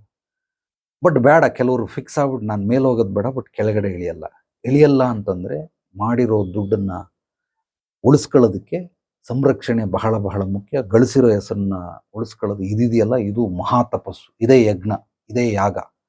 ಎಲ್ಲ ಕೂತ್ಕೊಂಡು ಕುಂಡದಲ್ಲಿ ತುಪ್ಪ ಸುರಿಯೋದಲ್ಲ ಯಾಗ, ಯಜ್ಞ. ನೀವು ಗಳಿಸಿರೋ ಹಣವನ್ನು ಉಳಿಸ್ಕೊಳ್ಳೋದು ಸೊ ಗಳಿಸಿರೋ ಹೆಸರನ್ನ ಉಳಿಸ್ಕೊಳ್ಳೋದಿದೆಯಲ್ಲ, ಇದು ಮಹಾಯಾಗ. ಇದಕ್ಕೆ ನಿಮಗೆ ಸಂರಕ್ಷಣೆ ಅನ್ನೋದು ಗೊತ್ತಿಲ್ಲ ಅಂತಂದ್ರೆ ಖಂಡಿತವಾಗ್ಲೂ ಯಾವುದೇ ರೂಪದಲ್ಲೂ ನೀವೇನು ಮಾಡೋದಕ್ಕಾಗೋದಿಲ್ಲ. ಅದು ತಾತ್ಕಾಲಿಕವಾಗಿ ನಿಮಗೆ ಕೈ ಸೇರಿರುತ್ತೆ, ಅಂದ್ರೆ ಸಿಕ್ಕಿರುತ್ತೆ, ನಿಮಗೆ ದಕ್ಕೋದಿಲ್ಲ. ಸಿಕ್ಕದು ಬೇರೆ, ದಕ್ಕದು ಬೇರೆ. ಸಿಕ್ತು ಅಂದ್ರೆ 10 ರೂಪಾಯಿ, ದಕ್ತು ಅಂದ್ರೆ ₹1,00,000. ಸೊ ಸಿಕ್ತು ಅಂದ್ರೆ ಕೈಗೆ ಬಂತು, ಬಟ್ ಬಾಯಿಗೆ ಬರಲಿಲ್ಲ. ದಕ್ತು ಅಂದ್ರೆ ನಾನು ತಿಂದಿದ್ದು ಆಯ್ತು, ಏತಿದ್ದು ಆಯ್ತು, ಅಂದ್ರೆ ಜೀರ್ಣನೂ ಆಗೋಯ್ತು. ಇದು ದಕ್ತು ಅಂತ ಅರ್ಥ. ಮನುಷ್ಯ ಒಬ್ಬೊಬ್ಬ ಎಷ್ಟೆಷ್ಟು ದುಡಿತಾರೆ ಅಂತಂದ್ರೆ ಅವನ ಲೆಕ್ಕಗಳೆಲ್ಲ ತಗೊಂಬಂದು, ಕೆಲವರೆಲ್ಲ ತಿಂಗಳಿಗೆ ಒಂದ್ಸಲ ಬರ್ತಾರೆ, ಎಲ್ಲ ಲೆಕ್ಕ ತೋರಿಸ್ತಾರೆ, ಎಷ್ಟು ದುಡ್ದೆ ಗುರುಜಿ, ಇಷ್ಟು ದುಡ್ದೆ ಅಂತ. ನನಗೆ ಶಾಕ್ ಆಗ್ಬಿಡ್ತದೆ. ಒಂದು ತಿಂಗಳಲ್ಲಿ ಒಬ್ಬ 16 ಲಕ್ಷ ರೂಪಾಯಿ ದುಡ್ದವನೆ. ಸ್ವಂತ ಮನೆ, ಅವನಿಗೇನು ಖರ್ಚಿಲ್ಲ. 1 ಲಕ್ಷ ರೂಪಾಯಲ್ಲಿ ಎಲ್ಲ ನೆಗದು ಬಿದ್ದೋಯ್ತು. ರೇಷನ್ನು ಅವು ಇವು ಏನೇನು ತಗೊಂಡ ಎಲ್ಲ 1 ಲಕ್ಷ ರೂಪಾಯಿ ಬಿದ್ದೋಯ್ತು, ಮುಗ್ದೋಯ್ತು. ಇನ್ನೂ 15 ಲಕ್ಷ ಇರಬೇಕು. ಏನೋ ಚೀಟಿ ಕಟ್ಟವನೇ, ಕಮಿಟ್ಮೆಂಟ್ಗಳು ಅವು ಇವು. ಒಂದು 3 ಲಕ್ಷ ಹೋಗ್ಲಿ, ಒಂದು 4 ಲಕ್ಷ ಹೋಗ್ಲಿ, ಇನ್ನೂ 12 ಲಕ್ಷ ರೂಪಾಯಿ ಎಲ್ಲ ನುಣ್ಣಗೆ ಬೋಳ್ಸ್ಕೊಂಡು ಹೋಗ್ಬಿಟ್ಟೈತೆ. ಬರೀ 2 ಲಕ್ಷ ರೂಪಾಯಿ ಐತೆ ಬ್ಯಾಲೆನ್ಸ್. ಏನೋ ಮಾಡೋದು ಗೊತ್ತಿಲ್ಲ. ಗೊತ್ತಿಲ್ಲ ಅಂದ್ರೆ ಹೆಂಗ? ಇನ್ನು ಮಿಕ್ಕಿದ 10 ಲಕ್ಷ ಎಲ್ಲಿ? 2 ಲಕ್ಷ ಆಯ್ತು, 10 ಲಕ್ಷ ಎಲ್ಲಿ? ಅಯ್ಯೋ ಅದೇ ಗೊತ್ತಾಗ್ತಾ ಇಲ್ಲ ಗುರುಜಿ ಅಂತ. ಅಯ್ಯೋ ಮುಟ್ಟಾಳ, ಗೊತ್ತಾಗ್ತಾ ಇಲ್ಲ ಅಂದ್ರೆ ಏನರ್ಥ? ಏನೋ ಹುಡುಗಿರ್ ಶೋಕಿ ಮಾಡ್ದ, ಏನೋ ಜೂಜ್ ಗೀಜ್ ಆಡ್ದ, ಕುದುರೆ ಬಾಲಕ್ಕೆ ಏನಾದ್ರು ಕಟ್ಟದ?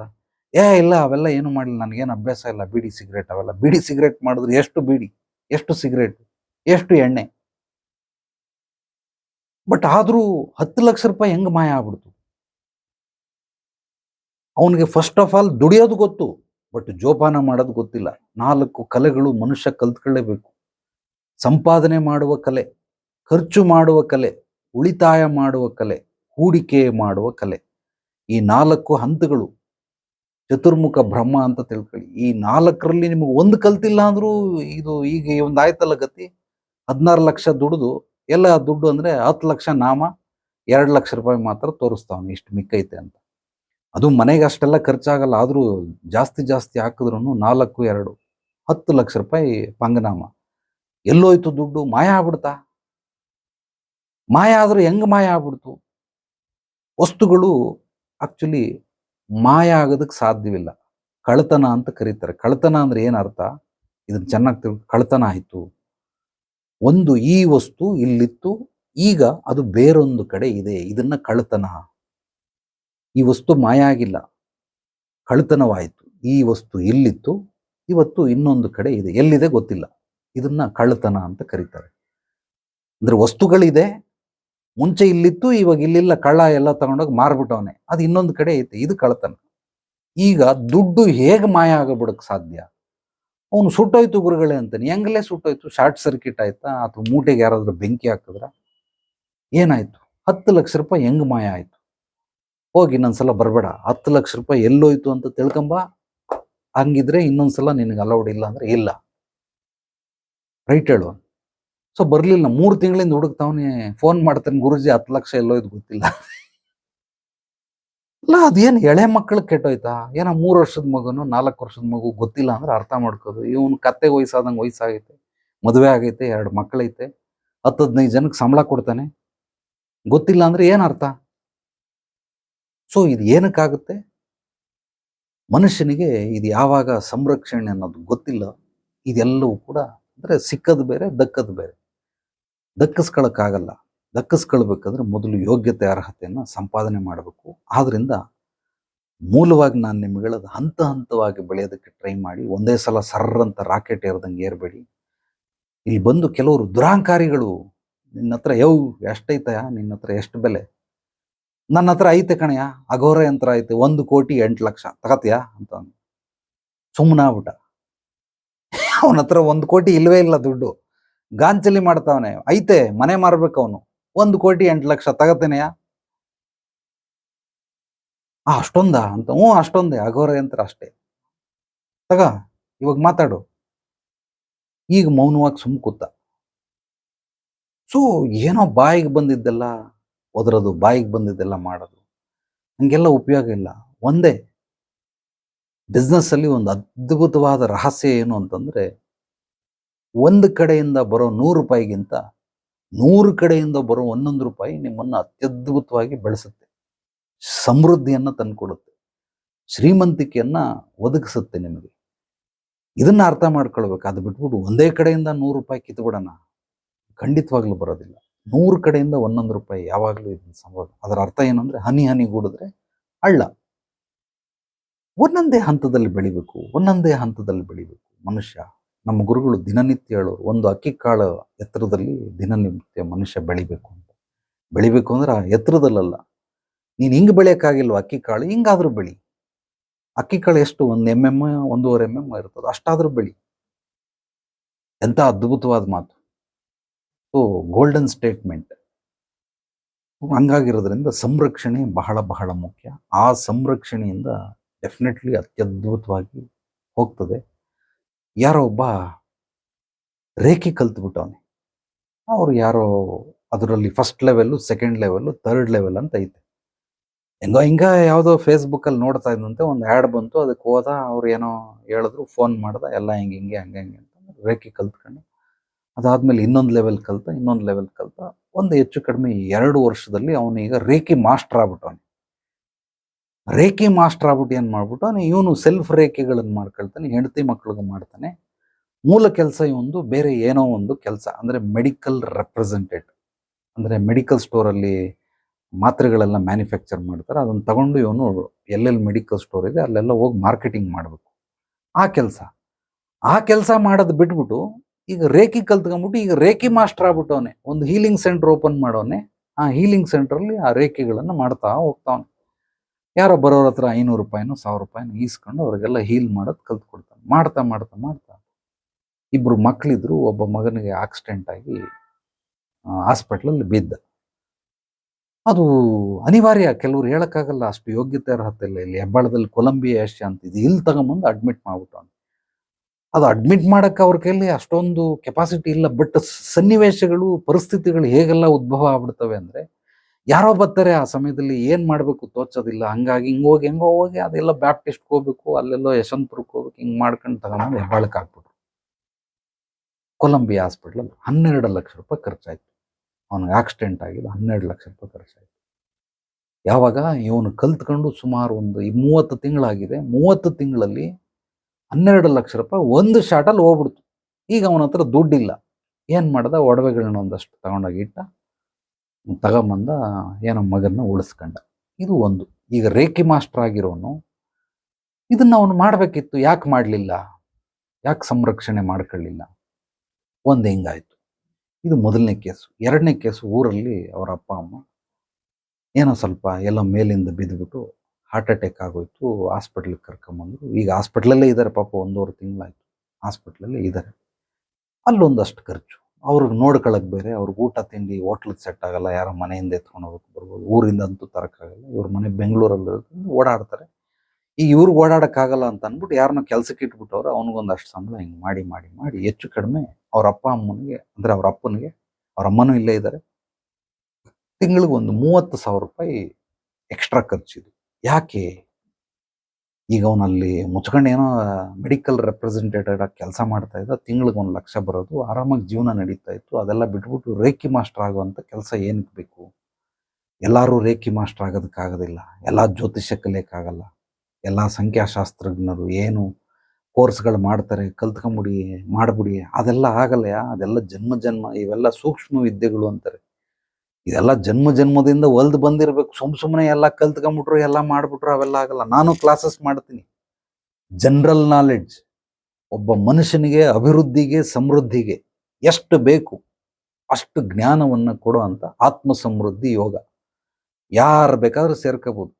ಸಣ್ಣ ಮಕ್ಕಳಿಂದ ವಯೋವೃದ್ಧರವರೆಗೂ ಯಾರು ಬೇಕಾದ್ರೂ ತಿಳ್ಕೊಳ್ಬೋದು. ಅದರಲ್ಲಿ ಏನಂತದ್ದೇನು ಮಹತ್ತರವಾದದ್ದು ಯಾವುದು ವಿದ್ಯೆಗಳಿಲ್ಲ. ಇದು ನಾಲೆಡ್ಜ್ ಅಷ್ಟೆ. ಸೊ ಬುದ್ಧ ಪ್ರಜ್ಞೆ, ಇದು ನಾಲೆಡ್ಜ್. ಇದರಲ್ಲಿ ಏನು ಹೇಳ್ಕೊಡಲ್ಲ. ಮೆಡಿಟೇಷನ್ ಮಾಡಿಸ್ತೀನಿ, ಅದು ಒಳ್ಳೇದು, ಯಾರು ಬೇಕಾದ್ರೂ ಮಾಡ್ಬೋದು. ಕೃಷ್ಣ ಪ್ರಜ್ಞೆ, ಮಾಸ್ಟರ್ ಮೈಂಡ್. ಸೊ ಈ ಥರದ್ದು, ಅಂದರೆ ಜನಗಳಿಗೆ ಅದು ಉಪಯೋಗ ಆಗಬೇಕು. ಏನಕ್ಕೆ? ಯಶಸ್ಸು, ಕೀರ್ತಿಗೆ, ಗುರಿ ಸಾಧನೆಗೆ, ಅಭಿವೃದ್ಧಿ, ಸಮೃದ್ಧಿಗೆ ಬೇಕಾಗಿರುವಂಥ ಕ್ಲಾಸ್ಗಳನ್ನು ಮಾಡ್ತೀನಿ ಹೊರತು ನಾನು ಯಾವುದೇ ರೀತಿ ನಾನು ಕಲ್ತಿರೋ ಸೂಕ್ಷ್ಮ ವಿದ್ಯೆಗಳು ನಿನಗೆ ಕಲಿಸ್ಕೊಡ್ತೀನಿ ಬಾ ಅಂತ ಕೋರ್ಸ್ ಗೀರ್ಸ್ ಎಲ್ಲ ಮಾಡೋದಿಲ್ಲ.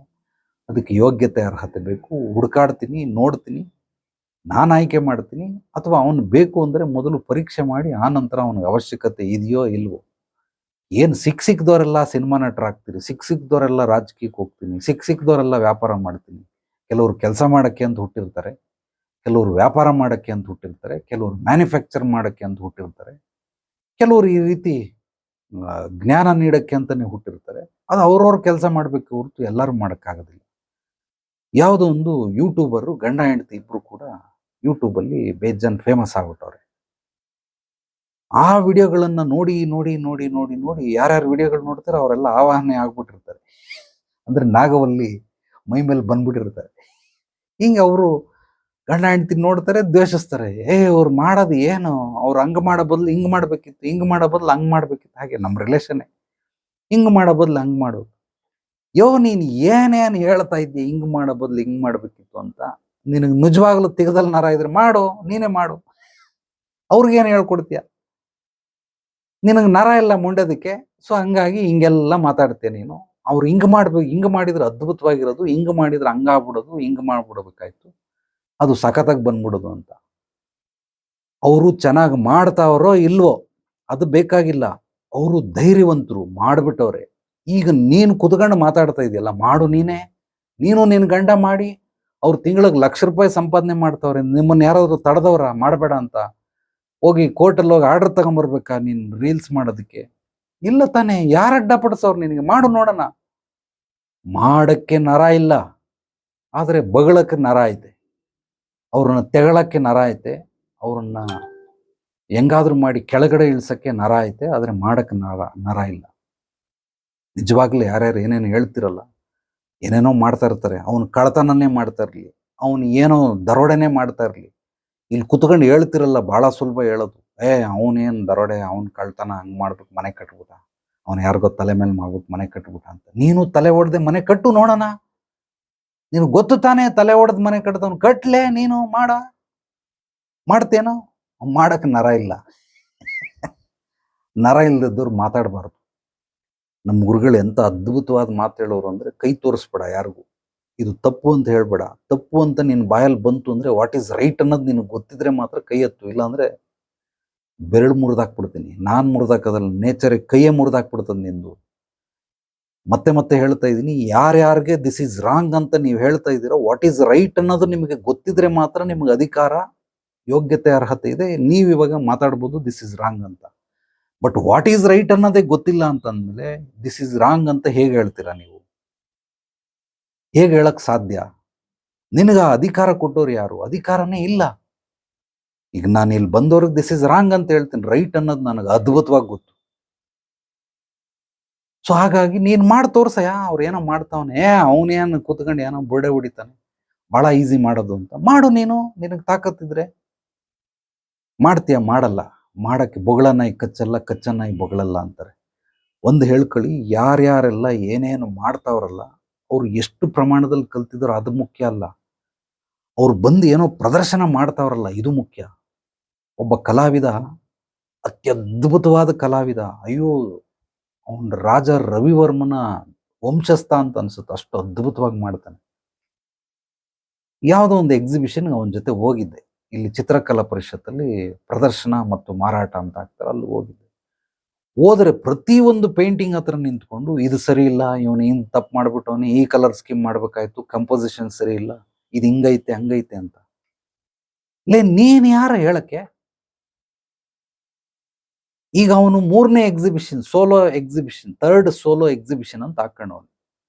ನಿನಗಿಂತ ಚಿಕ್ಕವನು, ಅವನಿಗೆ 26 ವರ್ಷ. ಮಗನೇ ನಿನಗೆ 37 ವರ್ಷ. ಎಷ್ಟು ಎಕ್ಸಿಬಿಷನ್ ಮಾಡಿದ್ಯಾ ನೀನು? ಎಷ್ಟ ಮಾಡಿದ್ಯಾ? ಮಾಡಿಲ್ಲ. ನಾನು ಮಾಡಿಲ್ಲ ಅಂದ್ಮೇಲೆ ಹೇಳ್ಬೇಡ, ಅಧಿಕಾರ ಇಲ್ಲ ನಿನಗೆ. ಕಿಂಡಲ್ ಮಾಡಬೇಡ, ಅವ್ರಿಗೆ ಎನ್ಕರೇಜ್ ಮಾಡು. ಸೊ ಇವನು ಒಂದು ಎಕ್ಸಿಬಿಷನ್ ಮಾಡಕ್ಕೆ ಇವನಿಗೆ ತಾಕತ್ತಿಲ್ಲ, ಬಟ್ ಅವ್ರಿಗೆ ಹೋಗ್ಬಿಟ್ಟು ಇದು ಕಂಪೋಸಿಷನ್ ಸರಿ ಇಲ್ಲ, ಕಲರ್ ಸ್ಕೀಮ್ ಸರಿ ಇಲ್ಲ ಅಂತ ಹೇಳ್ತಾವನೆ. ನಿನಗೆಲ್ಲ ಗೊತ್ತು ತಾನೆ? ಗೊತ್ತಿದ್ರೆ ಮಾಡು, ನೀನು ಮಾಡ್ಬಿಟ್ಟು ಎಕ್ಸಿಬಿಷನ್ ಮಾಡು. ಬಟ್ ಇವನು ಹಂಗ ಮಾಡೋದಿಲ್ಲ. ಇವರೆಲ್ಲರೂ ಅಂತಂದ್ರೆ ಇವರೆಲ್ಲ ಬೊಗಳ ನಾಯಿಗಳು, ಕಚ್ಚೋ ನಾಯಿಗಳಲ್ಲ, ಬೊಗಳ ನಾಯಿಗಳು. ಒಂದು ಸಣ್ಣ ಕೆಲಸ ಆಗ್ಬೇಕಾದ್ರೆ ಅದ್ರ ಹಿಂದೆ ಬಹಳಷ್ಟು ಪರಿಶ್ರಮಗಳಿರ್ತವೆ. ಯಾರೋ ಏನೋ ಒಂದು ಸಣ್ಣ ಗುಡಿಸ್ಲು ಕಟ್ಟವನೇ, ರಿಯಲ್ ಫ್ಯಾಕ್ಟ್ ಅಲ್ಲಿ ಹೇಳ್ತಾನೆ, ಕಟ್ಬಿಟ್ಟವನು, ಅವನು ಆಲ್ರೆಡಿ ನಿರ್ಮಾಣ ಮಾಡ್ಬಿಟ್ಟ, ಅದರಲ್ಲಿ ವಾಸ ಮಾಡ್ತಾವನೆ. ಹ್ಯಾಟ್ಸ್ ಆಫ್, ಅವನು ಕೈ ಮುಗಿಬೇಕು, ಅವನು ಕಾಲ್ ತೊಳಿಬೇಕು. ಯಾಕೆಂದ್ರೆ ಗುಡಿಸ್ಲಾದ್ರೂ ಕಟ್ಟವ್, ನೀನೇನ್ ಕಟ್ಟಿದ್ಯಾ? ಅವನೊಂದು ಸೈಟ್ ತಗೊಂಡವ್, ನೀನೇನ್ ಮಾಡಿದೆ? ಅವನೊಂದು ಜಮೀನ್ ತಗೊಂಡವ್, ನೀನೇನ್ ಮಾಡಿದೆ? ಅವನು ವ್ಯಾಪಾರ ಮಾಡ್ತಾವ್, ನೀನೇನ್ ಮಾಡಿದೆ?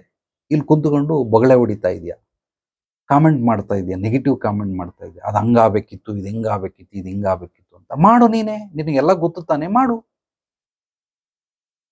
ಸೊ ಬೊಗಳ ನಾಯಿ ಕಚ್ಚಲ್ಲ, ಕಚ್ಚ ನಾಯಿ ಬೊಗಳಲ್ಲ ಅಂತಾರಲ್ಲ, ಹಂಗಾಗಿ ಯಾವುದೇ ಒಂದು ವಿಚಾರ, ಯಾವುದೇ ಒಬ್ಬ ವ್ಯಕ್ತಿ ಏನೋ ಹೋಗಿ ಸ್ಟೇಜ್ ಮೇಲೆ ಆಡ್ತಾವನೆ, ಆ ಹಾಡೋದನ್ನ ನಾವು ಚಪ್ಪಾಳೆ ಹೊಡಿಬೇಕು, ಎನ್ಕರೇಜ್ ಮಾಡಬೇಕು. ಪ್ರೋತ್ಸಾಹ, ಬೆಂಬಲ, ಇದು ಮನುಷ್ಯನಿಗೆ ಬಹಳ ಬಹಳ ಮುಖ್ಯ. ಕಾರಲ್ಲಿರೋ ಪೆಟ್ರೋಲ್ ಇದ್ದಂಗೆ. ನೀವು ಬೆಂಬಲಿಸ್ತೀವಿ ಹೋದ್ರೆ ಹೇಗೆ ಬೆಳೀತಾರೆ? ಪ್ರೋತ್ಸಾಹ ಮಾಡಲಿಲ್ಲ ಅಂದ್ರೆ ಹೇಗೆ ಬೆಳೀತಾರೆ? ನನಗೆ ಬಹಳ ತಾಳ್ಮೆ ಇರೋದ್ರಿಂದ ಇಲ್ಲಿದ್ದೀನಿ.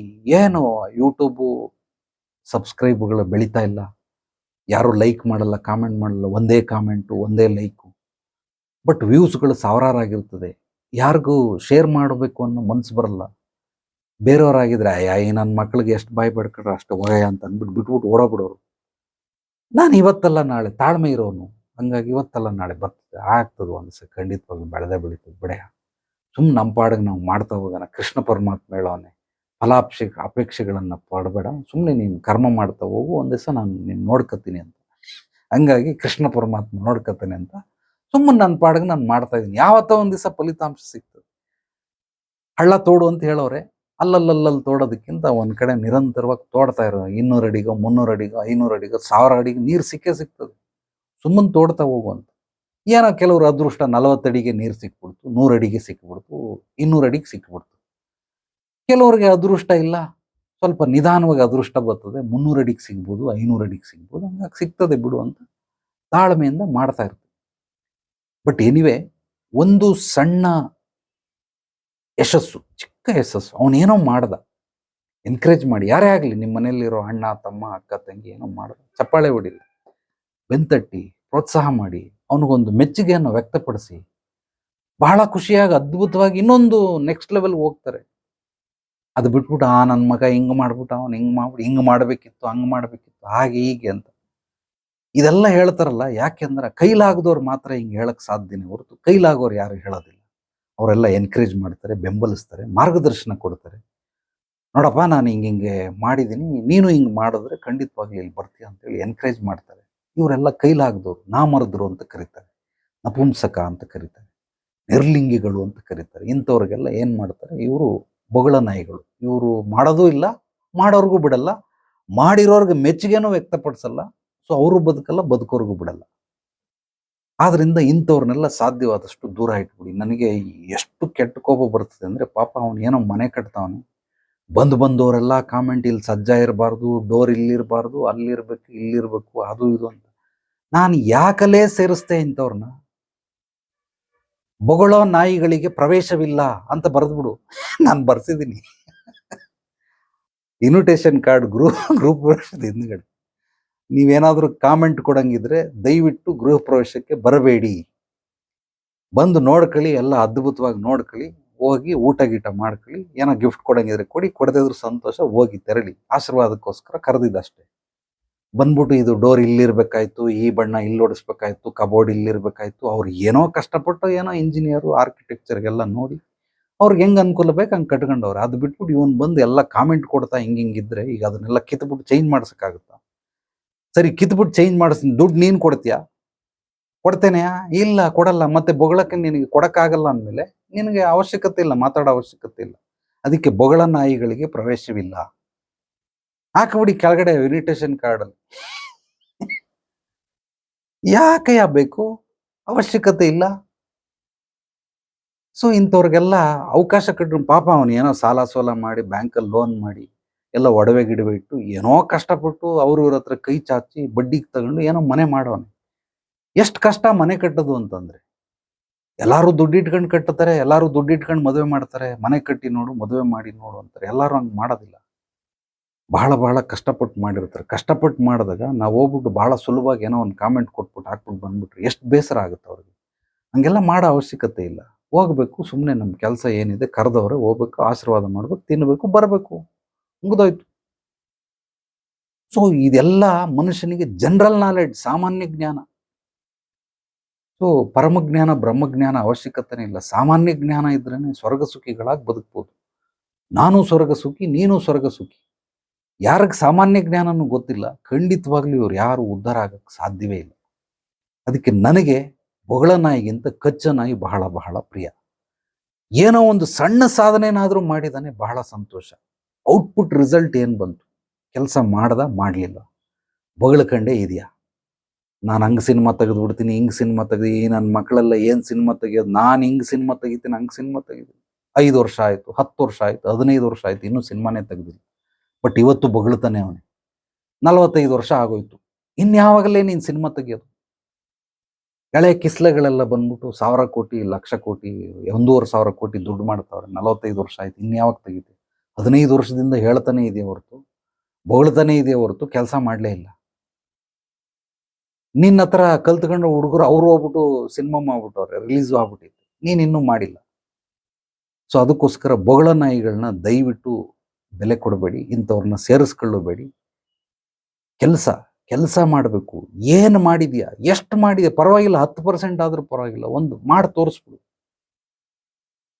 ಅದಕ್ಕೆ ಯಾರ್ಯಾರು ಏನೇನು ಮಾಡ್ತಾವ್ರಲ್ಲ, ಇವ್ರಿಗೆಲ್ಲ ನಾವು ಕಾಮೆಂಟ್ ಕೊಡೋ ಅವಶ್ಯಕತೆ ಇಲ್ಲ.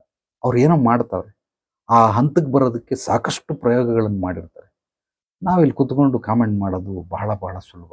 ಆದ್ರಿಂದ ಮನುಷ್ಯ ಬೆಳವಣಿಗೆ, ಅಭಿವೃದ್ಧಿ, ಸಮೃದ್ಧಿ ಅಥವಾ ಯಶಸ್ಸು, ಕೀರ್ತಿ ಇಲ್ಲ ಗುರಿ ಸಾಧನೆಯತ್ತ ಯಾವಾಗಲೂ ನಿರಂತರವಾಗಿ ಪಯಣ ಮಾಡ್ತಾ ಇದ್ರೆ ಇವೆಲ್ಲ ನೆಗೆಟಿವ್ಗಳು ಬರೋದೇ ಇಲ್ಲ. ಯಾಕೆ ಮನುಷ್ಯನಿಗೆ ನೆಗೆಟಿವ್ಗಳು ಅಂದರೆ ಕಾಯಿಲೆಗಳು, ರೋಗಗಳು, ಕಷ್ಟಗಳು, ಸಮಸ್ಯೆಗಳು, ತೊಂದರೆಗಳು, ಅಡೆತಡೆಗಳು, ಕುಂದುಕೊರತೆಗಳು, ಲೋಪದೋಷಗಳು ಯಾಕೆ ಬರ್ತವೆ ಅಂದರೆ, ಇವರು ಕೂತ್ಕೊಂಡು ಸುಮ್ಮನೆ ಬೊಗಳ್ತಾ ಇರ್ತಾರೆ. ಹಂಗೆ ಹಿಂಗೆ ಅದು ಇದು ಲೊಟ್ಟೆ ಲೊಸ್ಕು ಅಂತ ಬೊಗಳ್ತಾ ಇರ್ತಾರೆ. ಅದಕ್ಕೋಸ್ಕರ ಇವ್ರಿಗೆ ಇವೆಲ್ಲ ಬರ್ತವೆ. ಅದು ಬಿಟ್ಬಿಟ್ಟು ಯಾರಿಗೆ ಮುಂದೆ ಗುರಿ ಹಿಂದೆ ಗುರು ಇದ್ದಾನೋ ಅವನು ಅದ್ಭುತವಾಗಿ ಜೀವನದಲ್ಲಿ ಸಾಕ್ತಾವನೆ, ಅವನಿಗೆ ಬೇಕಾಗಿರೋದೆಲ್ಲ ಪಡ್ಕತಾವನೆ, ಹೋಗ್ತಾವನೆ. ಅವನಿಗೆ ಜೀವನದ ಗುರಿಗಳನ್ನು ಬೆಳೆಸ್ಕೊಂಡು ಏನೋ ಒಂದು ಮಾಡ್ಕೊಂಡು ಹೋಗ್ಬೇಕು. ಅದು ಬಿಟ್ಬಿಟ್ಟು ಸುಮ್ಮನೆ ಹಿಂಗೇ ಮಾಡ್ಕೊಂಡಿದ್ರೆ ಖಂಡಿತವಾಗ್ಲೂ ಇರೋದಿಲ್ಲ. ಬಟ್ ರಕ್ಷಣೆ, ಸಂರಕ್ಷಣೆ, ಇದು ಎರಡಕ್ಕೂ ವ್ಯತ್ಯಾಸ ಯಾರು ತಿಳ್ಕೊಂಡಿರ್ತಾರೆ ಅತ್ಯದ್ಭುತವಾದ ನಿಮಗೆ ಪ್ರಾಪ್ತಿ, ಬೆಲೆ ಮತ್ತು ಮೌಲ್ಯ. ಸೊ ಸ್ಥೂಲ ಮತ್ತು ಸೂಕ್ಷ್ಮ, ರಕ್ಷಣೆ ಮತ್ತು ಸಂರಕ್ಷಣೆ. ರಕ್ಷಣೆ ಅಂದರೆ ಅದೆಲ್ಲ ಸ್ಥೂಲ, ಕಣ್ಣಿಗೆ ಕಾಣಿಸೋ ಒಂದು. ಸಂರಕ್ಷಣೆ ಖಂಡಿತವಾಗ್ಲೂ ಕಣ್ಣಿಗೆ ಕಾಣಿಸೋದಿಲ್ಲ, ಬಟ್ ಅದರದ್ದು ಮಹತ್ವ ಹೆಚ್ಚಾಗಿರ್ತದೆ. ಸೊ ನಿಮಗೆ ಆಶೀರ್ವಾದಗಳು ಕಾಯ್ತವೆ. ಸೊ ಹರಮುನಿದರು ಗುರು ಕಾಯುವ, ಗುರುದೃಷ್ಟಿ ಕೋಟಿ ದೋಷ ನಿವಾರಣೆ ಅಂತ ಹೇಳ್ತಾರೆ. ಹರಮುನಿದರು ಗುರು ಕಾಯುವ, ದೇವರೇ ಮುನ್ಸ್ಕೊಂಬಿಟ್ಟು ಅಂದ್ಬಿಟ್ಟು ಗುರು ಕಾಯ್ತಾನೆ. ಸೊ ಗುರುದೃಷ್ಟಿ ಕೋಟಿ ದೋಷ ನಿವಾರಣೆ. ಒಂದು ಸಲ ದೃಷ್ಟಿ ಬೀರದ ಗುರು ಅಂತಂದ್ರೆ ಖಂಡಿತವಾಗ್ಲೂ ಕೋಟಿ ದೋಷಗಳ ನಿವಾರಣೆ ಆಗ್ಬಿಡ್ತವೆ. ಇದೆಲ್ಲವೂ ಎಲ್ಲಿಂದ ಸಾಧ್ಯ ಅಂದ್ರೆ ಸಂರಕ್ಷಣೆಯಿಂದ ಮಾತ್ರ ಸಾಧ್ಯ. ಎಷ್ಟೋ ಮನೆಗಳು ಕಟ್ತಾರೆ ಬೆಂಗಳೂರಲ್ಲಿ, ಕರ್ನಾಟಕದಲ್ಲಿ, ಇಡೀ ಭಾರತದಲ್ಲಿ. 100ಕ್ಕೆ 30 ಮನೆಗಳು ಕಂಪ್ಲೀಟೇ ಆಗಲ್ಲ, ಅರ್ಧಂಬರ್ಧ ಆಗ್ಬಿಡ್ತವೆ. ಇನ್ನು 70 ಮನೆಗಳು ಕಟ್ತಾರೆ. ಇನ್ನು 30 ಮನೆಗಳು ಮನೆಗೆ ಹೋಗ್ಬಿಟ್ಟು 1 ವರ್ಷನೋ 2 ವರ್ಷನೋ 3 ವರ್ಷನೋ ಇದ್ದು ಮಾರ್ಬಿಡ್ತಾರೆ, ಅಥವಾ ಸ್ವಂತ ಮನೆ ಇಟ್ಕೊಂಡು ಬಾಡಿಗೆ ಮನೆಗೆ ಹೋಗ್ತಾರೆ. ಯಾಕೆ ಅಂದ್ರೆ ಸಂರಕ್ಷಣೆ ಇರೋದಿಲ್ಲ. ಇನ್ನು 30 ಜನ ಅತ್ಯದ್ಭುತವಾದ ಸಂರಕ್ಷಣೆಗೆ ಏನೇನು ಬೇಕು ಎಲ್ಲ ವ್ಯವಸ್ಥೆಗಳನ್ನು ಮಾಡ್ಕೊಂಡಿರ್ತಾರೆ. ಅವ್ರಿಗೆ ಸ್ಥೂಲವಾಗೋ, ಸೂಕ್ಷ್ಮವಾಗೋ, ಪ್ರತ್ಯಕ್ಷವಾಗೋ, ಪರೋಕ್ಷವಾಗೋ ಯಾವುದೋ ಒಂದು ರೂಪದಲ್ಲಿ ಅವ್ರಿಗೆ ಸಂರಕ್ಷಣೆ ಇರ್ತದೆ, ಆದ್ರಿಂದ ಇರ್ತದೆ. ಬಟ್ ಯಾಕೆ ಸ್ವಂತ ಮನೆ ಕಟ್ಟಿದ್ರು ಕೂಡ ಅಲ್ಲಿ ಇರೋಕ್ಕಾಗಲ್ಲ, ಮಾರ್ಬಿಟ್ರು 1 ವರ್ಷ 2 ವರ್ಷ 3 ವರ್ಷ. ಯಾವನ ಹೋಟ್ಲಿಟ್ಟ ಬಹಳ ಕಷ್ಟಪಟ್ಟು ಅಧ್ಯಯನ ಮಾಡಿ ಎಲ್ಲೋ ಫಾರಿನ್ಗೆಲ್ಲ ಹೋಗಿ ಬರೋಡಾಗ ಹೋಗಿದ್ದ, ಒಂದು 6 ತಿಂಗಳು ಕೋರ್ಸ್ ಮಾಡ್ದ, ಅಮೆರಿಕಕ್ಕೆ ಹೋದ, ಅದೇನದು ಹೋಟೆಲ್ ಮ್ಯಾನೇಜ್ಮೆಂಟ್ ಕೋರ್ಸ್ ಮಾಡ್ದ, ಯಾವುದೋ ಒಂದು ರೆಸಾರ್ಟ್ ಓಪನ್ ಮಾಡ್ದ, ಅವ್ನ ಸೈಟು ಜಮೀನು ಗಿಮೀನು ಎಲ್ಲ ಮಾರ್ದ. ಒಂದು ವರ್ಷ 1.5 ವರ್ಷ ಚೆನ್ನಾಗಿ ಓಡಿಸ್ತಾ, ಆಗ್ಲಿಲ್ಲ ಅವನ ಕೈಲಿ, ಬೇರೆ ಯಾರಿಗೂ ಕೊಟ್ಬಿಟ್ಟ. ಈಗ ಅವನು ಇನ್ನೊಂದು ಹೋಟ್ಲಿಗೆ ಹೋಗಿ ಕೆಲಸ ಮಾಡ್ತಾವನೆ. ಅವನೇ ಹೋಟ್ಲಿಟ್ಟವನು ಇನ್ನೊಂದು ಹೋಟ್ಲು, ಆ ಹೋಟ್ಲು ತಗೊಂಡಲ್ಲ ಅವನು ಇವತ್ತು ಅದ್ಭುತವಾಗಿ ಮಾಡ್ತಾವ. ದಿನಕ್ಕೆ ₹1,00,000 ವ್ಯಾಪಾರ ಆಗ್ತದೆ. ಅಂದ್ರೆ ಇವನಿಗೆ ಯಾಕೆ ಮಾಡೋಕ್ಕಾಗಲಿಲ್ಲ, ಅವನಿಗೆ ಯಾಕೆ ಮಾಡೋಕ್ಕಾಯ್ತು? ಇವನು ಸ್ವಂತ ತಲೆ ಉಪಯೋಗಿಸಿ ಎಲ್ಲ ಮಾಡ್ದ, ಸಂರಕ್ಷಣೆಗೆ ಇವನು ಬೆಲೆ ಕೊಡಲಿಲ್ಲ, ಯಾರನ್ನೂ ಕೇಳಲಿಲ್ಲ, ಏನೂ ಮಾಡಲಿಲ್ಲ. ಆ ಹೋಟ್ಲು ತಗೊಂಡಲ್ಲ ಅವನು ಎಲ್ಲ ಮಾಡ್ದ, ಅವ್ನಿಗೆ ಹೆಂಗೆ ಬೇಕಂಗೆ ಮಾಡ್ಕೊಂಡ, ದಿನಕ್ಕೆ 1,00,000 ಇವತ್ತು ಟರ್ನ್ ಓವರ್ ಆಗ್ತಾ ಇದೆ ಹೋಟ್ಲಲ್ಲಿ, ರೆಸಾರ್ಟಲ್ಲಿ. ಅದ್ಭುತ. ಅದು ಈಗ ನನಗೆ ಸಿಕ್ಕಿ 1 ವರ್ಷ ಆಗೋಯ್ತು ಆಲ್ರೆಡಿ. ಇವತ್ತೆಷ್ಟು ಹೆಚ್ಚು ಕಡಿಮೆ 1.5 ಲಕ್ಷ ₹2,00,000 ಒಂದು ದಿನಕ್ಕೆ ಅಲ್ಲಿ ನಡೆಯುವಂಥ ವ್ಯವಹಾರ.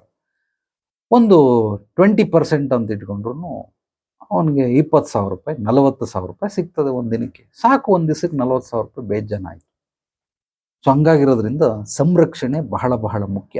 ಯಾರ್ಯಾರಿಗೆ ಸಂರಕ್ಷಣೆ ಗೊತ್ತಿತ್ತು, ಸಂರಕ್ಷಣೆ ಅಂದ್ರೆ ಏನು, ನಿಸರ್ಗವನ್ನ ಅಧ್ಯಯನ ಮಾಡಿ ನಿಸರ್ಗದ ಜೊತೆ, ನಿಸರ್ಗವನ್ನು ಅರ್ಥ ಮಾಡ್ಕೊಂಡು ಅದ್ರ ಜೊತೆ ಹೆಜ್ಜೆ ಹಾಕುವಂಥದ್ದು. ಇದನ್ನ ಸಂರಕ್ಷಣೆ ಅಂತ ಕರೀತಾರೆ. ಯಾವ್ದ್ಯಾವುದು ನಿಸರ್ಗಕ್ಕೆ ವಿರುದ್ಧವಾಗಿರ್ತದೋ ಇದೆಲ್ಲವನ್ನ ರಿಜೆಕ್ಟ್ ಮಾಡ್ಬಿಡುತ್ತೆ. ಅಂದ್ರೆ ನಿಸರ್ಗ ವಾಮಿಟ್ ಮಾಡ್ಬಿಡುತ್ತೆ, ಇಲ್ಲಾಂದ್ರೆ ಲೂಸ್ ಮೋಷನ್ ಏತ್ ಬಿಡ್ತದೆ. ಲೂಸ್ ಮೋಷನ್ ಆದಾಗ ನಾವೆಲ್ಲ ಹಿಂಗೆ ಬೇದಿ ತೆಳ್ಳಗೆ ಒಳ್ಳೆ ನೀರು ಹೊಡೆದಂಗೆ ಪಂಪ್ ಸೆಟ್ ಅಲ್ಲಿ ಬಂದಂಗೆ ಬರ್ತದೆ.